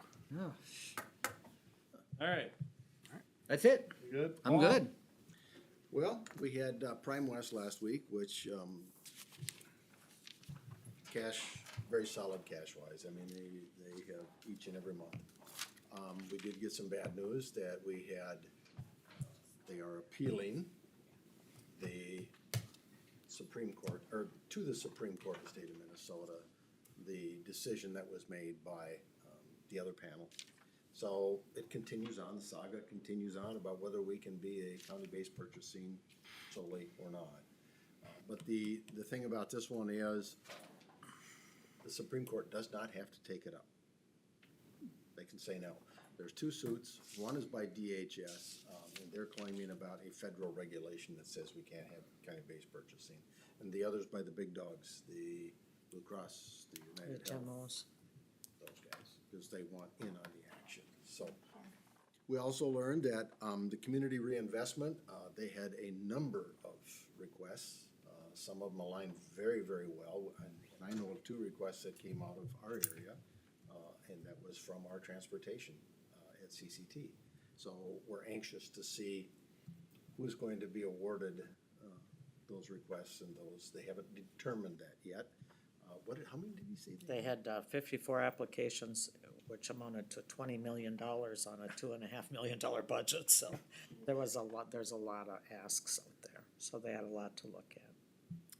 Then on Tuesday, Bill Hudson and I attended the Planning Commission meeting, which was, you know, when you go in to talk about cannabis and the new ordinances and stuff, you kind of go through that initial thing where everybody just out, you know, they're discussing it in a much greater scope than what we have.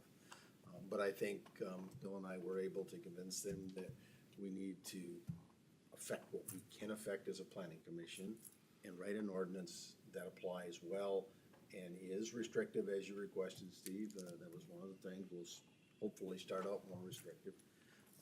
But it'll be a process of probably 2 to 3 months at least before we're gonna see a result out of it. So then we had AMC, of which I turned right around on the 13th in Alexandria, and I went to the MRC meeting, and of course cannabis was quite the robust discussion there also. But I will say, Steve, that I think MRC has taken a step forward. It just seemed like things were better. And I actually think, I mean, we're actually missing our lead. Britta Torkelson is on maternity leave right now, but she takes a very good lead from the consultant group and Capitol Hill Associates or whatever. So, but still, I mean, that has been a great partnership for MRC and helps guide the ship and keeps our targets, I think, on target and more distinct. Yep. Rather than a shotgun blast, it's more targeted approaches to significant problems that we have right now. So I agree, it's been about a year now. Yep. And then we followed that up on Thursday with what I thought was a great 911 presentation. Two sheriffs, a dispatch supervisor, and they talked about how they had combined their two dispatch centers. It was Big Stone and Candy, Ohio, correct? Big Stone? Yeah. And how they explained how the rollovers work. And I was not aware when they get flooded with calls, what happens. You know, how do you do it? You got a phone ringing here, you're on with somebody else, but they roll over to other counties. Ours roll over to Candy Ohio. Candy, Ohio. So I just thought it was a really informative presentation. And they had sent this out and used this as one of the cards that they used to recruit 911 dispatchers. So it's, you know, we're hiring 911 dispatchers and we need you, and it's interesting. 911 dispatcher, it's your calling, you know. But they really went through some things. They had a very heartfelt story about losing an infant that affected two of them that were there making the presentation. And to this day, and that happened several years ago, and to this day, they're still deeply affected by the loss of that infant. And everything was being done just exactly as it should have been. It just was one of those things. You're gonna have that. so it's Big Stone and Candy Ojai, are they doing something different on those borders, is what you're saying, or not? They Because- don't border. They don't. Chippewas and, Oh, so basically, and I asked a question, cause I wanted to know how that partnership could work. And Big Stone only had 3,000 calls for service and Candy Ojai handles about 30,000 calls for service. So basically they picked up a 10% increase to make it work. oh, I see. Where we're running about 20,000 calls for service. So, you know, if you have a Big Stone, small county, small Okay, population. it has nothing to do with bordering though. No. Bordering issue where, like, you know, for Meeker and Stearns, for No. example. If someone comes out, if we call 911, it goes to Meeker, even though Kimball's so much closer, and it's that. I Well, talked to this, The initial call goes into Stearns, like if it's Meeker or Eden Valley's district. The initial call goes into Stearns, who forwards it, it automatically gets forwarded to Meeker Dispatch. And Meeker Dispatch dispatches us. And that's, some of them border call, some of that switchover has not been smooth between Stearns and Meeker. I mean, that's. yeah, I was wondering if it had anything to do with that, but Which, this is just, that would be my concern with this situation too. yeah. Maybe they're handling it different. They stressed a lot that it takes two people who really want it to work, you know, you have to have buy-in from all the parties, but it's working well for them. Big Stone just couldn't hire dispatchers. I see now, I wasn't following exactly what you meant. When you're a So small. they really small. just, Yeah. they're hired Right. Candy Ojai to be their dispatcher then. And Exactly. their costs were, well, you know, they had to keep them 24/7. And So it was a now they great get cost some saving. relief of that by those calls going to Candy Ojai, so it did help their costs. Oh, I bet, sure. I think we still have a dispatch center and They they still still do. do. Yep. Man up to a degree. During the day, it sounded like. Yeah, we've been really fortunate. We have a really great dispatch team, and we've been able to fill the positions when they become vacant. And so we're not in the same position that some of the other counties are. But you know, the whole purpose of this campaign, because it was a statewide campaign to recruit people into this profession, is that there is this recognition that it's a challenge, and it's truly a first responder position. And so trying to get people to think of it as a career opportunity. And so we've been very fortunate. Like I said, we have a great team, And I think it is an effective conversation for like Traverse County or, you know, counties that are borderline counties and they got 3,800 county population. You know, I mean, Oh, yeah. you need to look for partnerships around you. That's Create kudos to Big efficiencies. Stone, I Yeah. say, so. But So that's where it would. It was a great presentation, I thought, you know. But then, as we moved into the afternoon session, and once again, I'm gonna thank Meeker Cooperative for creating Vibrant, because there are still so many of these counties that are struggling with their broadband. Really? Oh, my goodness. And then, we had an update on the land survey system, and the transportation funding, but we've been through that. So, this afternoon I have a map meeting, which, starts at 12, and we'll be working on those ordinances for cannabis use again, so. I won't be I would like to remind everybody that sheriff's has a burger feed fundraiser on Thursday at noon, and again from 3:30 to 4:30? yes, And that's 3:30 to 5 maybe. 11:30 to 1:30 and 4:30 to 5:30. So if you got a bunch to feed, order some, they'll have them Parking lot, ready. right over here, isn't it? Center. Bank parking The lot? bank Yep. is doing it. If Very you want nice. For the food delivery, shelf and for the sheriff's office. You have to order 8 if you want For their delivery, drone? isn't it? Yes, and you For have the to have drone ordered and for the yesterday. food shelf. Oh, well, that's over with then, Yes, so, so show up tomorrow. yeah. That's all I have. All right, thank you. Beth? So I had, I also had Prime West, which he talked about. I had CMJTS Friday. We had some training on youth programs and public assistance. They also are a little concerned about a government shutdown. If they shut down before, I believe it's November or something, they won't get their funding, which puts them into a bad position. This was my first in-person meeting, so I did a lot of listening. They are, of course, aren't getting as much funding as they were before because of the unemployment rate, so which is a good thing in one way and a bad thing in another, I guess. So, if we're gonna do any of the, there's some seminars they'd like you to attend. Washington DC probably isn't gonna happen. Steve, did you go to DC? No. Unless you come to your board and ask them to fund. There is an education I may ask to attend in Duluth, and perhaps it'll have to be paid through here. So we did that, then I went to AMC also, and I serve on, Public Health and Human Services. And then we went to a seminar on tax forfeiture, or we had a speaker on tax forfeiture, that was interesting, Tyler versus Hennepin. I hadn't actually heard about that, so that was, interesting about.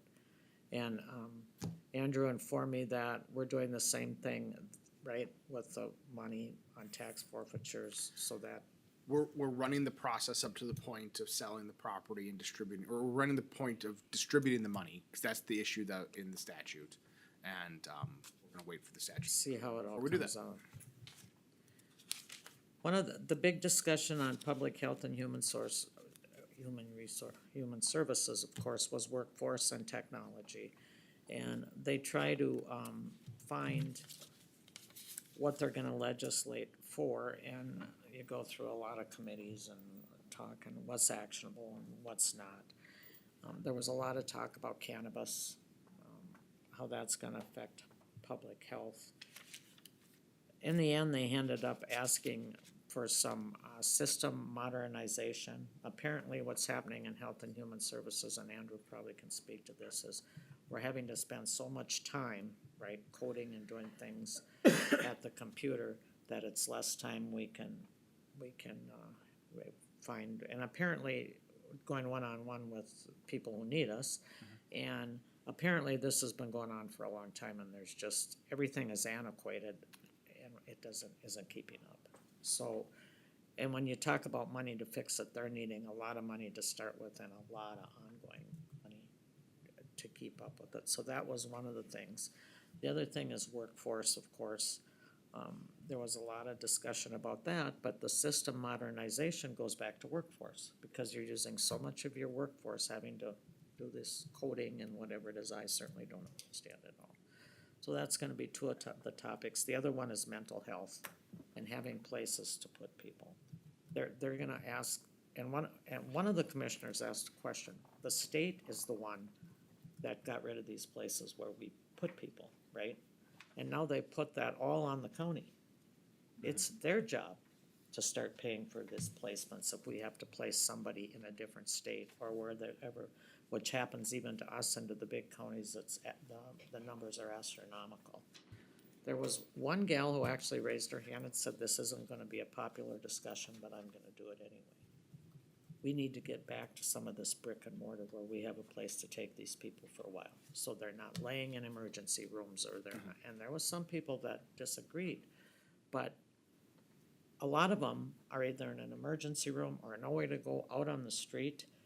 And the problem is just compounding and compounding and compounding. So they're gonna ask the state for some community-based, help with community-based care, to put up a place where we can take people, where we find a place. I mean, even in our little hospital, we've had the issue. So those are gonna be some of the main things that they're gonna be lobbying, for. So it was interesting. Public health has gotten some big grants, a lot more money this year than they had in the past. But they're putting it toward foundational, I gotta see if I get this right, foundational public health. So what does that mean? Does that mean it's not gonna, are they not gonna require WIC anymore? Is that gonna have to be funded by something else? These are some of the things they talked about. So when they say foundational public health needs, what do you think is an example? I never really got an example, but the gal I was talking to said that doesn't necessarily mean WIC. Yeah. So if you're gonna keep WIC in your community, where's that money gonna come from? That was just an example that she used. Yeah, I don't have the details on that. I don't either. I didn't get details at the meeting, but it's gonna change the way we deliver public health. Another interesting thing was there was somebody from Roseau, and I've never heard of this, but their hospital does their public health. So they don't actually have a public health department like we have. The hospital does it. I don't know if that means they get the funding or they have, some of that's starting to change now, they said, because of the staff shortages. But that was something I'd never heard of before, so it was just interesting. People, and I don't know how long it's been going on. I was gonna talk to Diane, but I haven't seen her, so. But the AMC, I hadn't been there for a while, and it was interesting. I was glad I went, so. I don't know how you guys did at the beanbag tournament. I didn't see you on Friday morning when I was up there, so. Have any bragging rights? Let's hear it, guys. He threw a lot of ringers. Just not enough. Uh-oh. Well, the one that got, or made us throw backwards, we had one, cause we just about beat them, and we had two rounds we had to throw. Where we had 0 over our points. Yeah. back. I'm not saying that someone's shoulder threw out, but 2 of them may have. Okay. Okay. Got it. He didn't come with a sling. And just so you know, H2O viewers are the ones who bought us to throw backwards. Now, they did that to the team next to us too. That They gentleman. must have sucked because they never got very far. I mean, you moved if you won, and they never got very far. So all the money you spent to win, he still wasn't doing. So he got, they bought the Just saying. team next to us, but that was a wrestling coach. Oh. That, he got down, laid back like this. He could see the board and he put him on the board. Wow. I was like, So He people got can back buy up. players to do different things. Yeah. It's all a fundraiser, Fun. and so they're finding ways to get you to open your wallets. Open your wallet. We Cool. opened our wallets, that's Yeah, for sure. that's good. Very good. All right. time and time again. Julie, you'll have to come sometime. They're kind of fun. That would be. It was that would be informative. Kind of fun. All right, I will, basically touch on AMC and MRC. MRC, yeah, we had, addition to what Paul talked about. We had Senator Klupak and Senator Rasmussen, up in that northwest region in MRC, and some of the things we talked about there was drainage work group was one of the things that I talked about in this drainage registry portal. That's something that, has been pushed by the House. It was passed by the House last year as legislation. The Senate did not hear it. I asked the senators if that situation, which most of the ag groups are expecting that will be pushed again this year, if the Senate will take it up, and both of them said emphatically no. But, then talking to Randy Kramer from Renville County, he said he doesn't trust that, so, we'll be keeping our eyes on that one, as many of the ag groups as well as, Randy, I think they wanted me to join on the drainage work group on some of the meetings, so I'll see where that goes from there. That was probably one of the bigger items on MRC, a lot, but we had talk on cannabis and, different things like that, and, World Health Order. And I won't even go there, but I mean, What? Yeah, I I'll got start. brought up, and it's like, I can guess who did that. You got it. Am I right? Yes. Yeah. so that was a little caught everybody by That's surprise, but it had to be interesting. brought up before the end, I guess he had to bring it up, so anyway.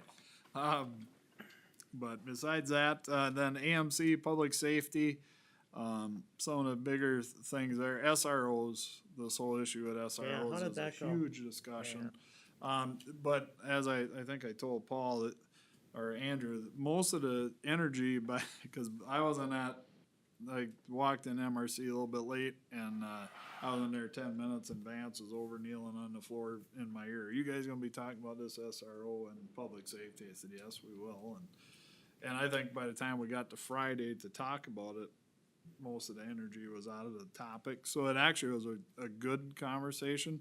But the biggest problem is it's the same with cannabis, there's so little direction out of the legislature, it's hard to take a position on a topic that is a moving target right now, so. Wasn't there a due date as to receiving instruction from the state Well, they have before to have one. counties and cities I have think to? they have meet? There's to go been into talk about a special session on SROs, want to- which I don't it doesn't sound like that's gonna happen. The way the two representatives put it, it was really came down to a word, to or, that needed to be changed and nobody caught it. Well, in Scott County, Barb Weckman-Brecky she's an attorney as well, but she's county commissioner for Scott County, and she came up to me and she said, how's it going on SROs? And she said, the way I read, she said, it's good as it is, and that's the contemplation is I think the AG's office saying it's good the way it is, but there's Well, the not. only issue is the police don't trust that. So they're not Exactly. they're not gonna stay there with a phone in their face, grabbing a hold of a child and getting a chance of getting But sued that or. applies to children. And the I way they understand. explained it, even if Danny's misbehaving, which would be hard to believe, and I'm a teacher and I just take him by the arm to take him out of the room, They don't do that anymore. that would be a violation. I mean, I think that, I just saw the other Which day, has is it happened. Chamberlain, another big school took long their time SRO. ago. They're just gonna have them closer by, so they need to do something. And my point is, it's the relationship that the SRO builds within the school. Right. So if there is a problem, they need to call outside help, they know the building, they know the kid. Right, that's the They- importance of They it. know, and you do get that with local involvement, like even on rescue, you know who the frequent Right. flyers are, and you hate to use that term, but I mean, it's the same in a school situation, you're gonna have students or ones that are, you're gonna have that relationship built so you know how to handle a kid and Yep, who I you agree. need, what resources you need to call in the first place, rather than just everybody go and try and figure it out from there. So that's one of the biggest pieces we're missing, but I completely understand why these agencies are pulling out, because do too. they don't feel they have No. anybody backing up the guys that are there to do the dirty work. Right. And, so it was a robust discussion on that topic, and, basically, the public safety is gonna monitor cannabis and that, and as things develop, we'll bring information out, but, so that's the most that I had was last week there, so. Other than that, I just had a question on the daycare pods at Stevens County. We did go look at them, is there something there that piqued their interest, or is, attainable, or Yeah, certainly. usable, What Stevens County did is feelable? they essentially worked with a developer. They give a developer a grant of $1 million+ to build 6 townhome units, 1-bedroom townhome units. And then the county took that and is renting it out to daycare providers to provide in-home daycare services in Morris. We absolutely could do that. The issue is, where does the grant money come to be able to do it? Alternatively, there may be other sites in the community that would look to do a pod model. The one that we keep talking about is at the hospital with the clinics, when the clinics consolidate into a single unit, attached to the hospital, those buildings. Is there an opportunity there to do something like that? So something that Kurt and I have been talking about, and we'll have more conversations with the interim CEO and then the new CEO when that person comes on board. see So, if that's how does possible. that work then? They fund this, the developer puts them up, the county? Yep. The county paid for it. Yep. And then they rent them out according, to get enough back, just to, how do they? They're getting a very nominal amount of rent. They're getting $100 a month for the first year, and then I think it's $150 a month. So the years taxpayer after actually that. just paid to put them on. They used ARP dollars to put it They on. did, okay. Yep. So with $100 and they pay all the expenses? They pay the utilities. I believe that the providers pay the utilities. They're responsible for it. And then the idea is that this money will go into a pool to pay for future maintenance and improvements to those properties in the future. Did they have them rented when they built them? Not when they built them, but they're full now. They are full. I believe they were all full Painless? before they Were opened up. Yeah, there were 5 out of 6 were rented Okay, before so they're just very simple. we're finished. So one daycare operator rents one spot, can have how many children now? I don't know. I'm not sure what the licensure requirements are. A dozen, maybe. Then if you can have so many infants, Yeah. and so, how much help you have to have so many people for Yeah. each group, but Subsidized childcare is what it is. that's what it is. Yeah, I mean, it's, one of the big things it does is it provides a space for people who don't have the ability to do in-home daycare in their home at an outside place. Either because they can't, because they rent, right? or because they don't want to, because their home isn't set up well for it. Well, some places I'm sure were built to specifics, so that They're- very, very tight specs to meet any of the. Yes, they meet all the DHS requirements, but they're homes, is what they are. And so the idea also is, in the long run, if there is no longer a need to use these as daycare, they could be used for something else. They could be used as, rental homes or sold off as, Idea. so, yep. It's a very All right. interesting idea. With that, I'm gonna adjourn, cause I got 11 o'clock appointment. Oh, you can. Are you coming to MAP today? Nope. You got it. We good, Corey?